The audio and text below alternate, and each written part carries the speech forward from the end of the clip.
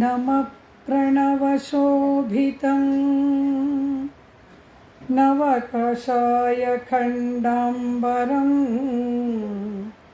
त्रिदण्डपरिमण्डितं त्रिविधतत्त्वनिर्वाहकं दयाञ्चितदृगञ्चलं दलितवादिवद्वैभवं क्षमादिगुणसागरं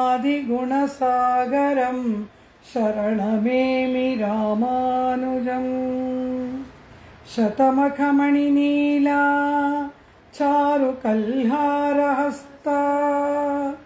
स्तनभरनमिताङ्गी सान्द्रवात्सल्यसिन्धुः अलकविनिहिताभिस्रग्भिराकृष्टनाथा विलसतु हृदि गोदा विष्णुचित्तात्मजानः उल्लासपल्लवितपालित सप्तलोकी निर्वाहकोरकितनेम कटाक्षलीलां श्रीरङ्गहर्म्यतलमङ्गल दीपरेखां श्रीरङ्गराजमहिषीं श्रियमाश्रयामः। नमो नमो वाङ्मनसातिभूमये नमो नमो वाङ्मनसैकभूमये नमो नमोऽनन्त महाविभूतये नमो नमोऽनन्त दयैकसिन्धवे। नीलातुङ्गस्तनगिरितटी सुप्तमुद्बोध्य कृष्णं पारार्थ्यं स्वं श्रुतिशतशिरसिद्धमध्यापयन्ति सोच्छिष्टायां सजिनिगलितं याबलात्कृत्य भुङ्क्ते गोदा तस्यै नमैदमिदं भूय एवास्तु भूयः। अन्नवयल पुதுவையாண்டாளரங்கற்கு பன்னை திருப்பாவை பல்பதியம் இன்னிசையால் பாடிக் கொடுத்தாள் நற்பாமாலை பூமாலை சூடிக் கொடுத்தாளை சொல்லு சூடிக் கொடுத்த சுடற்கொடியே தொல்பாவை பாடி அருள வல்ல பல்வளையாய் நாடி நீ வெங்கடவர்க்கென்ன விதி என்ன விம்மாட்டம் நாங்கடவா வண்ணமே நல்கு. ஆழிமழை கண்ணா ஒன்று நீ கைகரவேல் ஆழியுள் புக்கு முகந்து கொடார்த்தேரி ஊழி முதல்வன் உருவம் போல் மெய்கருத்து பாழியந்தோளுடை பற்பனாபம் கையில் ஆழி போல் மின்னி வலம்புரி போல் நின்னதிர்ந்து தாழாதே சார்ங்கமுதைத்த சரமழை போல் வாழ உலகினில் பெய்திடாய் நாங்களும் மார்கழி நீராட மகிழ்ந்தேலோரெம்பாய். ஆண்டாள் திருவடிகளே ಶರಣಂ. ಅಖಿಲಹೇಯ ಪ್ರತ್ಯನೀಕನಾಗಿ ಸಮಸ್ತ ಕಲ್ಯಾಣೈಕ ತಾನನಾಗಿ ಇರ್ತಕ್ಕಂತಹ ಸರ್ವಸ್ಮಾತ್ ಪರನಾದ ಪರಮಾತ್ಮನನ್ನ ಆಂಡಾಳ್ ಸಂಶ್ಲೇಷಗೊಳ್ಳುವ ಅಪೇಕ್ಷೆಯಿಂದ ಪರಿಪೂರ್ಣವಾಗಿ ಆತ್ಮಸಮರ್ಪಣೆಯನ್ನು ಮಾಡಿಕೊಂಡು ಪರಮಾತ್ಮ ಬಂದು ಸ್ವೀಕಾರ ಮಾಡುವ ಪರ್ಯಂತ ಶರೀರ ಧಾರಣೆಗಾಗಿ ಗೋಪಕನ್ನಿಕೆಯರನ್ನ ಅಂಕಾರ ಮಾಡುತ್ತಾ ತಿರುಪ್ಪಾವೈ ದಿವ್ಯ ಪಾಶುರಗಳ ಮೂಲಕ ಭಗವದ್ ಅನುಸಂಧಾನದಲ್ಲಿ ಮುಳುಗಿದ್ದಾಳೆ ದೇವಿ ಆಂಡಾಳ್. ಹಾಗೆ ಆ ಪರಮಾತ್ಮ ಅನುಸಂಧಾನಕ್ಕೆ ಅನುವು ಮಾಡಿಕೊಟ್ಟಂತಹ ಗೋಪವೃದ್ಧರ ವಿಷಯದಲ್ಲಿ ಕೃತಜ್ಞತಾ ಭಾವದಿಂದಲೂ ಲೋಕ ಅನವರತ ಮಂಗಳಕರವಾಗಿರಬೇಕು ಎಂಬತಕ್ಕಂತಹ ಮಂಗಳಾಶಾಸನ ತತ್ಪರತೆಯಿಂದಲೂ ದೇವಿ ಆಂಡಾಳ್ ಆ ಪರಮಾತ್ಮನ ನಾಮ ಸಂಕೀರ್ತನೆಯನ್ನು ಮಾಡುತ್ತಾ ಭಗವದ್ ಆನಂದಕ್ಕಾಗಿ ಭಗವತ್ ಕೈಂಕರ್ಯ ರೂಪವಾಗಿ ಇರ್ತಕ್ಕಂತಹ ನಾಮ ಸಂಕೀರ್ತನೆಯನ್ನು ಮಾಡುತ್ತಾ ತಿಂಗಿನ್ನಿ ನಾಡೆಲ್ಲಾಂ ತಿಂಗಳ್ ಮುಮ್ಮಾರಿ ಪೆಯ್ದು ಓಂಗು ಪೆರುಂ ಚೆನ್ನಲ್ ಉಡುಕೈಯಲುಗಳ ಎಂಬುದಾಗಿ ಆಶಂಸನೆಯನ್ನು ಮಾಡಿ ನೀಂಗಾದ ಶೆಲ್ವಂ ನಿರೈಂದೆ ಎಂಬುದಾಗಿ ಆ ಸಮಸ್ತವಾಗಿ ಇರ್ತಕ್ಕಂತಹ ಇಲ್ಲಿನ ಪ್ರಾಕೃತಿಕ ಗ್ರಾಮ ಸಮೃದ್ಧಿಯಿಂದ ಪ್ರಾರಂಭಿಸಿ ಆತ್ಮ ಮುಕ್ತೈಶ್ವರ್ಯವನ್ನು ಪಡೆಯುವ ತನಕ ಆಂಡಾಳ್ ನೀಂಗಾದ ಶೆಲ್ವಂ ಎಂಬುದಾಗಿ ಒಂದೇ ಒಂದು ಪಾಶುರದಲ್ಲಿ ಸಮಗ್ರವಾಗಿರ್ತಕ್ಕಂತಹ ಆ ಆತ್ಮಗಳ ಅಭಿವೃದ್ಧಿಯನ್ನ ಮಂಗಳಾಶಾಸನ ಪೂರ್ವಕವಾಗಿ ಆಂಡಾಳ್ ಪ್ರಾರ್ಥನೆ ಮಾಡಿದಳಲ್ಲವ. ಈ ರೀತಿ ಆಂಡಾಳ್ ಒಂದು ಮಂಗಳಾಶಾಸನವನ್ನು ಮಾಡಿ ತಿಂಗೈ ಮುಮ್ಮಾರಿ ಪೆಯ್ದು ಒಂದು ತಿಂಗಳಿಗೆ 3 ಮಳೆ ಬರಬೇಕು ಎಂಬುದಾಗಿ ಸಕಾಲಿಕವಾದ ಮಳೆ, ಅತಿವೃಷ್ಟಿ ಅಲ್ಲ ಅನಾವೃಷ್ಟಿ ಅಲ್ಲ, ಸಕಾಲಿಕವಾಗಿ ಇರ್ತಕ್ಕಂತಹ ಆ ವೇದ ಪುರುಷ ನಿಕಾಮೆ ನಿಕಾಮೆ ಪರ್ಜನ್ಯೋ ವರ್ಷತು ಎಂಬುದಾಗಿ ವೇದ ಪುರುಷ ಯಾವ ರೀತಿ ಪ್ರಾರ್ಥನೆ ಮಾಡ್ತಾನೋ ಆ ರೀತಿಯಾಗಿ ದೇವಿ ಆಂಡಾಳ್ ಕೂಡ ಆಶಂಸನೆಯನ್ನು ಮಾಡಿದ್ಲು. ಲೋಕ ಸಮೃದ್ಧಿಯನ್ನ ಅಪೇಕ್ಷೆ ಪಟ್ಟಳಲ್ಲವ. ಹೀಗೆ ತಿಂಗಳ್ ಮುಮ್ಮಾರಿ ಪೆಯ್ದು ತೀಂಗಿನ್ನಿ ನಾಡೆಲ್ಲಾಂ ಎಂಬುದಾಗಿ ಗೋದಾಗೋಷ್ಠಿ ಯಾವಾಗ ಅವರು ಒಂದು ಮಳೆಗಾಗಿ ಒಂದು ಸಂಕಲ್ಪದಂತಹ ಮಾತುಗಳನ್ನು ಆಡಿದರೋ ಇಲ್ಲವೋ ಕೂಡಲೇ ಒಂದು ಅಭೂತಪೂರ್ವವಾದ ಘಟನೆ ಏರ್ಪಟ್ಟಿತು, ನಡೆಯಿತು. ಅದು ಏನು ಎಂಬುದಾಗಿ ಕೇಳಿದರೆ, ಆ ಮಳೆಗೆ ಯಾವ ದೇವತೆ ಮಳೆಯನ್ನು ಸುರಿಸುವುದಕ್ಕಾಗಿ ಯಾವ ದೇವತೆ ನೇಮಿಸಲ್ಪಟ್ಟಿದ್ದಾನೋ ಆ ಪರ್ಜನ್ಯ ದೇವ ನೇರಾಗಿ ಗೋದಾಗೋಷ್ಠಿಯ ಮುಂದೆ ಇಳಿದು ಬಂದು ಗೋದಾಗೋಷ್ಠಿಯ ಮುಂದೆ ನಿಂತು, ತಾಯೇ ನನ್ನನ್ನು ಸ್ಮರಣೆ ಮಾಡಿದೆಯಲ್ಲ, ಯಾವ ಸೇವೆಯನ್ನು ಮಾಡಲಿ ಎಂಬುದಾಗಿ ಆ ಮಳೆಗಾಗಿ ನೇಮಿಸಲ್ಪಟ್ಟಂತಹ ಆ ದೇವತೆ ಭೂಲೋಕಕ್ಕೆ ಇಳಿದು ಬಂದು ಗೋದಾಗೋಷ್ಠಿಯ ಮುಂದೆ ನಿಂತು ಆ ಪರ್ಜನ್ಯ ದೇವ ಗೋದಾಗೋಷ್ಠಿಯನ್ನ ಏನು ಸೇವೆ ಮಾಡಲಿ ಎಂಬುದಾಗಿ ಪ್ರಾರ್ಥನೆ ಮಾಡಿದಾಗ ಆ ಪರ್ಜನ್ಯ ದೇವನನ್ನು ನೋಡಿ, ಈ ರೀತಿಯಾಗಿ ಲೋಕ ಸುಭಿಕ್ಷವಾಗಿ ಇರಬೇಕಾದರೆ, ಎಲ್ಲರ ತಾಪ ತೀರಬೇಕಾದರೆ, ಗೋಕುಲಕ್ಕೆ ಏರ್ಪಟ್ಟಂತಹ ಕ್ಷಾಮ ಇಲ್ಲವಾಗಬೇಕಾದರೆ ಯಾವ ರೀತಿ ಮಳೆಯನ್ನು ಸುರಿಸಬೇಕು, ವರ್ಷವೃಷ್ಟಿ ಯಾವ ರೀತಿ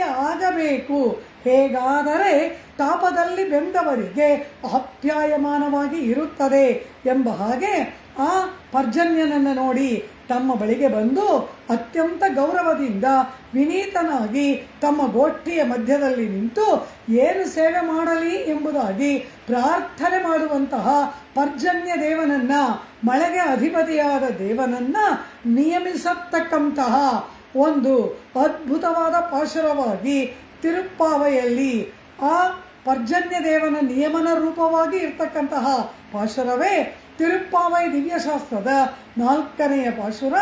ಆಣಿಮಳೆ ಕಣ್ಣ ಒಂದು ನೀ ಕೈಗರವೇಲ್ ಎಂಬುದಾಗಿ ಪ್ರಾರ್ಥನೆ ಮಾಡಿ, ನಾವುಗಳು ಕೂಡ ಎಲ್ಲರೂ ಉಜ್ಜೀವಿಸುವಂತೆ ವಾಳ ಉಲಹಿನಿಲ್ ಪೈದಿಡಾಯ್ ಎಂಬುದಾಗಿ ಆ ಪರ್ಜನ್ಯ ದೇವನನ್ನ ನಿಯಮನ ಮಾಡುವ ಪಾಶುರವಾಗಿ 4ನೆಯ ಪಾಶುರ ತಿರುಪ್ಪಾವೈ ದಿವ್ಯಶಾಸ್ತ್ರದಲ್ಲಿ ಅದ್ಭುತವಾಗಿ ಗಾನ ಮಾಡಿದ್ದಾಳೆ ದೇವಿ ಆಂಡಾಳ್. ಇಲ್ಲಿ ಒಂದು ಸಂದೇಹ. ಏನು ಸಂದೇಹ? ಲೋಕದಲ್ಲಿ ಲೋಕಾರೂಢಿಯಲ್ಲಿ ಇರ್ತಕ್ಕಂತಹದ್ದು ಏನು? ನಾವು ದೇವತೆಗಳನ್ನು ಆರಾಧನೆ ಮಾಡಬೇಕು. ಯಜ್ಞಯಾಗಗಳ ಮೂಲಕ ಇಂದ್ರಾಯ ಸ್ವಾಹ, ಇಂದ್ರಾಯ ಇದನ್ನ ಮಮ, ಅಗ್ನೇಯೇ ಸ್ವಾಹ, ಅಗ್ನೇಯೇ ಇದನ್ನ ಮಮ ಎಂಬುದಾಗಿ ನಾವುಗಳು ಆ ದೇವತೆಗಳಿಗೆ ಅಗ್ನಿಯಲ್ಲಿ ಹವಿಸ್ಸನ್ನು ಕೊಟ್ಟು ಆಯಾಯ ದೇವತೆಗಳನ್ನು ಕರೆದು ಅವರಿಗೆ ನಾವಾರಾಧನೆಯನ್ನು ಮಾಡಬೇಕು. ನಾವು ಪೂಜೆಯನ್ನು ಮಾಡಬೇಕು. ನಾವುಗಳು ಯಜ್ಞಯಾಗಗಳನ್ನು ಮಾಡುವುದರಿಂದ ಆ ದೇವತೆಗಳು ತೃಪ್ತರಾಗಿ ಲೋಕಕ್ಕೆ ಬೇಕಾದಂತಹ ಎಲ್ಲ ವಿಧವಾದ ಸಂಪತ್ತನ್ನು ಕರುಣಿಸುತ್ತಾರೆ ಎಂಬುದು ವೇದಗಳಲ್ಲಿ ಹೇಳಲ್ಪಟ್ಟ ವಿಚಾರ. ಇದನ್ನೇ ಕೃಷ್ಣ ಪರಮಾತ್ಮನು ಹೇಳ್ತಾನೆ ಯಜ್ಞ ಚಕ್ರ ಎಂಬುದಾಗಿ.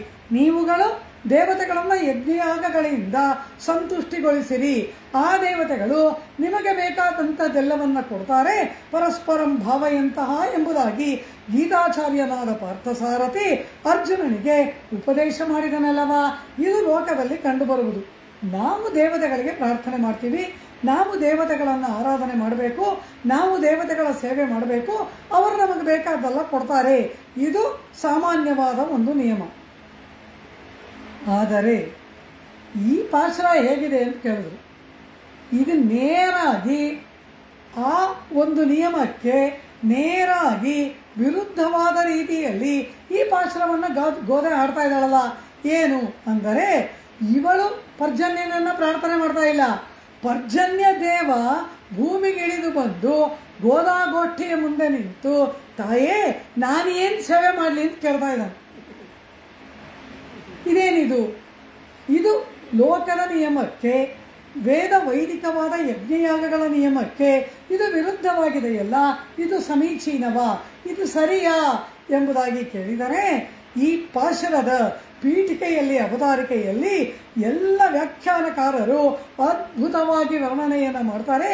ಯಾವ ರೀತಿ ಇದೆ ಈ ಸಾಮಾನ್ಯ ನಿಯಮ ನಾವು ದೇವತಾರಾಧನೆ ಮಾಡುವುದು, ವಿಶೇಷ ನಿಯಮ ದೇವತೆಗಳು ನಮ್ಮನ್ನ ಆರಾಧನೆ ಮಾಡುವುದು. ನಮ್ಮನ್ನ ಅಂದ್ರೆ ಯಾರು? ನಮ್ಮನ್ನಲ್ಲ, ದೇವಿ ಆಂಡಾಳಂತಹ ಭಾಗವತೋತ್ತಮರಾಗಿ ಇರ್ತಕ್ಕಂತಹ ಭಕ್ತ ಶಿರೋಮಣಿಗಳಾಗಿ ಇರ್ತಕ್ಕಂತಹ ಪರಮಾತ್ಮನ ಚರಣಾರವಿಂದಗಳಲ್ಲಿ ಆತ್ಮ ಸಮರ್ಪಣೆಯನ್ನು ಮಾಡಿಕೊಂಡು ಭಕ್ತಿ ಜ್ಞಾನ ವೈರಾಗ್ಯ ಸಂಪನ್ನರಾಗಿ ಇರ್ತಕ್ಕಂತಹ ಭಾಗವತೋತ್ತಮರ ವಿಷಯದಲ್ಲಿ ದೇವತೆಗಳೆಲ್ಲ ಹೇಗೆ ನಡೆದುಕೊಳ್ತಾರೆ ಎಂಬುದನ್ನ ಅಪರೂಪವಾದ ರೀತಿಯಲ್ಲಿ ವರ್ಣನೆಯನ್ನು ಮಾಡ್ತಾರೆ. ಇಲ್ಲಿ ಆಂಡಾಳ್ ಹಾಗೆ ತಮ್ಮ ಗೋಷ್ಠಿಯ ಮುಂದೆ ನಿಂತು ತಮ್ಮನ್ನ ಏನು ಸೇವೆ ಮಾಡಲಿ ಎಂಬುದಾಗಿ ಪ್ರಾರ್ಥನೆ ಮಾಡ್ತಕ್ಕಂತಹ ಪರ್ಜನ್ಯನನ್ನು ನೋಡಿ ಆಳಿಮಳೈ ಕಣ್ಣ ಎಂಬುದಾಗಿ ಸಂಬೋಧನೆ ಮಾಡ್ತಾರೆ. ಆಡಿ ವರ್ತುಲಾಕಾರವಾದಂತಹ ಮಳೆಗೆ ಕಣ್ಣಾದವನೇ, ಮಂಡಲ ವರ್ಷಕ್ಕೆ ಅಂದರೆ ಮಂಡಲಾಕಾರವಾಗಿ ಸುರಿಯುವ ಮಳೆಗೆ ಕಣ್ಣಾದವನೇ, ಅಧಿಪತಿಯಾದವನೇ, ಅದಕ್ಕಾಗಿ ನಿಯಮಿಸಲ್ಪಟ್ಟ ದೇವನೇ ಎಂಬುದಾಗಿ ಸಂಬೋಧನೆ. ಇವರಿಗೆ ಆಸೆ ಕೃಷ್ಣನ ಮೇಲೆ, ಯಾರನ್ನು ಕರೆದು ಅದ್ರಲ್ಲಿ ಕಣ್ಣ ಅನ್ನೋ ಪದ ಬಂದ್ಬಿಡ್ಬೇಕು. ಆ ರೀತಿ ತಮ್ಮ ಮುಂದೆ ಬಂದು ನಿಂತಹ ಪರ್ಜನ್ಯನನ್ನ ಕೂಡ ದೇವಿ ಆಂಡಾಳ್ ಅತ್ಯಂತ ವಾತ್ಸಲ್ಯದಿಂದ ಆಳಿಮಳೈ ಕಣ್ಣ, ಎಲೈ ಮಂಡಲ ವರ್ಷಕ್ಕೆ ಅಧಿಪತಿಯಾದಂತಹ ಓ ಪರ್ಜನ್ಯನೇ ಎಂಬುದಾಗಿ ಅವನನ್ನು ಸಂಬೋಧನೆ ಮಾಡಿ ನೀನು ಈ ಪ್ರಕಾರವಾಗಿ ವರ್ಷವೃಷ್ಟಿಯನ್ನು ಮಾಡು, ಮಳೆಯನ್ನು ಸುರಿಸು ಎಂಬುದಾಗಿ ಹೇಳ್ತಾಳೆ. ಆಳಿ ಶಬ್ದಕ್ಕೆ ಎರಡು ಅರ್ಥ. ಒಂದು ಸಮುದ್ರ ಎಂಬುದಾಗಿ ಒಂದರ್ಥ, ಮಂಡಲ ವರ್ಷ ವರ್ತುಲಾಕಾರವಾಗಿರುವುದು ಎಂಬುದು ಒಂದರ್ಥ. ಸಮುದ್ರದಂತೆ ಗಂಭೀರವಾದ ಸ್ವಭಾವವನ್ನ ಉಳ್ಳಂತಹ ಓ ಪರ್ಜನ್ಯನೇ ಅಂತ ಒಂದರ್ಥ, ಮಂಡಲಾಕಾರವಾಗಿ ಮಳೆಯನ್ನು ಸುರಿಸುವವನೇ ಅಂತ ಒಂದರ್ಥ. ಸಾಮಾನ್ಯವಾಗಿ ಮಳೆ ಅಂತ ಬಂದರೆ ನೀರು, ಕೊಳ ಇಂಥದ್ದೆಲ್ಲ ಬಂದ ತಕ್ಷಣ ನಾವು ಏನು ಹೇಳ್ತೀವಿ? ವರುಣ ಅಂದ್ಬಿಡ್ತೀವಿ. ಈ ವರುಣ ಯಾರು? ಈ ಪರ್ಜನ್ಯನಾರು? ಇವರಿಬ್ಬರು ಬೇರೆ ಬೇರೆ. ಮಳೆ ಬಂತು ಅಂದರೆ ವರುಣನ ಕೃಪೆ ಅಂತೀವಿ, ಮಳೆ ಬರುವುದು ವರುಣನ ಕೃಪೆ ಅಲ್ಲ. ಕಾರಣ ಏನು ಅಂದರೆ ಈ ವರುಣನಾರು, ಈ ಪರ್ಜನ್ಯನಾರು. ಋಗ್ವೇದವನ್ನ ಚೆನ್ನಾಗಿ ಅಧ್ಯಯನ ಮಾಡಿದಾಗ ಎಲ್ಲ ದೇವತೆಗಳ ಪರಿಚಯ ನಮಗಾಗುತ್ತೆ. ಈ ದೇವತೆಗಳಲ್ಲೇ ಡಿಫ್ರೆಂಟ್ ರ್ಯಾಂಕಿಂಗ್ ಬೇರೆ ಇದೆ. ಅಂತರಿಕ್ಷ ಸ್ಥಾನ ದೇವತೆಗಳು, ದ್ಯುಸ್ಥಾನ ದೇವತೆಗಳು, ಪೃಥ್ವಿ ಸ್ಥಾನ ದೇವತೆಗಳು, ಆಜಾನಜಾನ ದೇವತೆಗಳು, ಕರ್ಮ ದೇವತೆಗಳು. ದೇವತೆಗಳಲ್ಲಿ ಎಷ್ಟು ವಿಭಾಗ ಇದೆ ಗೊತ್ತಾ? ಹಾಗೆ ಈ ವರುಣ ಇದಾನಲ್ಲ, ಈ ವರುಣ ಎಂಬುವವನು ಅಷ್ಟದಿಕ್ಪಾಲಕರಲ್ಲಿ ಒಬ್ಬ. ಒಂದೊಂದು ದಿಕ್ಕಿಗೆ ಒಬ್ಬೊಬ್ಬ ಅಧಿಪತಿ ಇದಾನಲ್ಲವಾ? ಹಾಗೆ ಪೂರ್ವ ದಿಕ್ಕಿನ ಅಧಿಪತಿಯಾದವನು ಇಂದ್ರ, ಪಶ್ಚಿಮ ದಿಕ್ಕಿನ ಅಧಿಪತಿಯಾದವನು ವರುಣ. 8 ದಿಕ್ಕುಗಳಿಗೂ ಕೂಡ ಅಷ್ಟದಿಕ್ಪಾಲಕರು ಎಂಬುದಾಗಿ ಹೇಳ್ತೀವಿ. ಹಾಗೆ 8 ದಿಕ್ಕಿಗೂ ಕೂಡ 8 ಜನ ಅಧಿಪತಿಗಳಿರ್ತಾರೆ. ಈ ವರುಣ ಇಂದ್ರನಿಗೆ ಈಕ್ವಲ್ ರ್ಯಾಂಕಿಂಗ್. ಯಾವುದರಲ್ಲಿ? ಇಂದ್ರನೂ ದಿಕ್ಪಾಲಕ, ಇವನೂ ದಿಕ್ಪಾಲಕ. ಆದರೆ ಇಂದ್ರನಿಗೆ ಇನ್ನೊಂದು ಪೋರ್ಟ್ಫೋಲಿಯೋ ಇದೆ. ಅದೇನು? ಎಲ್ಲ ದೇವತೆಗಳನ್ನು ಆಳುವ ಪೋರ್ಟ್ಫೋಲಿಯೋ. ಅದು ವರುಣನಿಗೆ ಇಲ್ಲ. ಆದರೆ ಸ್ಥಾನದಲ್ಲಿ ಇಂದ್ರನಿಗೆ ಸಮಾನವಾದವನು, ದಿಕ್ಪಾಲಕರ ಸ್ಥಾನದಲ್ಲಿ ಉಳ್ಳವನು. ಈ ವರುಣನ ಕೆಲಸ ಏನು ಅಂದ್ರು, ನಿಂತ ನೀರಿನ ಅಧಿಪತಿ ವರುಣ. ನದಿಗಳು, ತಟಾಕಗಳು, ಸಮುದ್ರ, ಕೊಳ ಇದೆಲ್ಲ ವರುಣನ ಆಧಿಪತ್ಯದಲ್ಲಿ ಇರ್ತಕ್ಕಂತಹದ್ದು. ಅಷ್ಟು ಮಾತ್ರವಲ್ಲ, ಈ ವರುಣ ನಾವು ಮಾಡುವ ಪಾಪಗಳಿಗೆ ಅನುಸಾರವಾಗಿ ನಮ್ಮ ಜೀವನವನ್ನು ನಿಯಂತ್ರಣ ಮಾಡುವವನು. ಋತದ ಅಧಿಪತಿ ಅಂತ ಹೇಳ್ತಾರೆ. ಸತ್ಯ ಋತ ಅಂತ 2. ಋತ ಅಂದರೆ ಏನು? ನಮ್ಮ ನಿಜ ಜೀವನದಲ್ಲಿ ಏನು ಅನುಷ್ಠಾನ ಮಾಡ್ತೇವೆಯೋ ಆ ಪಾಪ ಪುಣ್ಯಗಳ ಲೆಕ್ಕವನ್ನು ಸರಿಯಾಗಿ ಇಟ್ಟು, ಮಾತು ತಪ್ಪಿದ್ರೆ, ಅನುಷ್ಠಾನ ತಪ್ಪಿದ್ರೆ ಅದಕ್ಕಾಗಿ ವಿಶೇಷವಾದ ಶಿಕ್ಷೆಗಳನ್ನು ಕೊಡುವವನು ವರುಣ. ಇದಕ್ಕೆ ಋತ ಅಂತ ಹೆಸರು. ವರುಣನನ್ನು ವರುಣ ಸೂಕ್ತ ನೋಡಬೇಕು ಋಗ್ವೇದದಲ್ಲಿ. ಆ ವರುಣ ಸೂಕ್ತದಲ್ಲಿ ಇದೆಲ್ಲ ಹೇಳಲ್ಪಟ್ಟಿದೆ, ಋತದ ಅಧಿಪತಿ ಅಂತ. ಆ ವರುಣ ಕೂಡ ಒಂದು ಪಾಶ ಇಟ್ಕೊಂಡಿದ್ದಾನೆ, ವರುಣ ಪಾಶ ಅಂತ. ಆ ಪಾಶದ ಮೂಲಕ ನಮಗೆ ವರುಣ ದಂಡನೆಗಳನ್ನು ಕೊಡ್ತಾನೆ. ಇದೆಲ್ಲ ಹೇಳಿದೆ. ಇದು ವರುಣ ಇಂದ್ರನಿಗೆ ಸಮಾನವಾಗಿ ದಿಕ್ಪಾಲಕನಾಗಿ ಇರುವವನು ವರುಣ. ಆದರೆ ಈ ಪರ್ಜನ್ಯನಾರು ಅಂದರೆ ಇವನು ಇಂದ್ರನ ಸೇವಕ. ಪರ್ಜನ್ಯ ಎಂಬುವವನು ಬೇರೆ, ಈ ಪರ್ಜನ್ಯ ಎಂಬುವನು ಇಂದ್ರನ ಸೇವಕ. ಇಂದ್ರ ಮೋಡಗಳ ಅಧಿಪತಿ. ಈ ಮೋಡದಲ್ಲಿ ಇರ್ತಕ್ಕಂತಹ ಜಲರಾಶಿ ಎಲ್ಲವೂ ಕೂಡ ಸಮುದ್ರದಿಂದ ಮೇಲೆ ಹೋಗುವಾಗ ಅದರ ಮೂಲಕ ಎಷ್ಟೋ ಜೀವಾತ್ಮಗಳು ಅಲ್ಲಿ ಹೋಗಿ ತಲುಪತ್ತೆ. ಮಳೆಯ ಮೂಲಕ ಆ ಜೀವಾತ್ಮಗಳು ಮತ್ತೆ ಭೂಮಿಗೆ ಬಂದು ಬೇರೆ ಬೇರೆ ಶರೀರವನ್ನು ಪಡ್ಕೊಂಡು ಹುಟ್ಟುತ್ತವೆ. ಇದನ್ನೆಲ್ಲವನ್ನ ಪಂಚಾಗ್ನಿ ವಿದ್ಯೆ ಎಂಬುದರಲ್ಲಿ ಹೇಳಲ್ಪಟ್ಟಿದೆ. ಅದನ್ನು ಹೇಳ್ತೇನೆ. ಅದನ್ನು ಹೇಳೋಕ್ಕೆ ಒಂದು ಪಾತ್ರ ಇದೆ. ಆ ಪಂಚಾಗ್ನಿ ವಿದ್ಯೆ ಎಂಬುದು ಛಾಂದೋಗ್ಯೋಪನಿಷತ್ತಿನಲ್ಲಿ ಬರ್ತಕ್ಕಂತಹ ಒಂದು ವಿದ್ಯೆ. ಹೇಗೆ ನಾವು ಈ ಭೂಮಿಯಲ್ಲಿ ಹುಟ್ಟುತ್ತೇವೆ, ತಂದೆಯ ಗರ್ಭ, ತಾಯಿಯ ಗರ್ಭಕ್ಕೆ ಹೇಗೆ ಬರ್ತೇವೆ, ಹೇಗೆ ಶರೀರ ಬರುತ್ತೆ, ಇದನ್ನೆಲ್ಲ ವರ್ಣನೆ ಮಾಡುತ್ತೆ ಪಂಚಾಗ್ನಿ ವಿದ್ಯೆ ಎಂಬತಕ್ಕಂತಹದ್ದು. ಆ ಪಂಚಾಗ್ನಿ ವಿದ್ಯೆಯಲ್ಲಿ ಬರ್ತಕ್ಕಂತಹದ್ದೆಲ್ಲವನ್ನು ಕೂಡ ಯಾರ ನಿಯಮನ?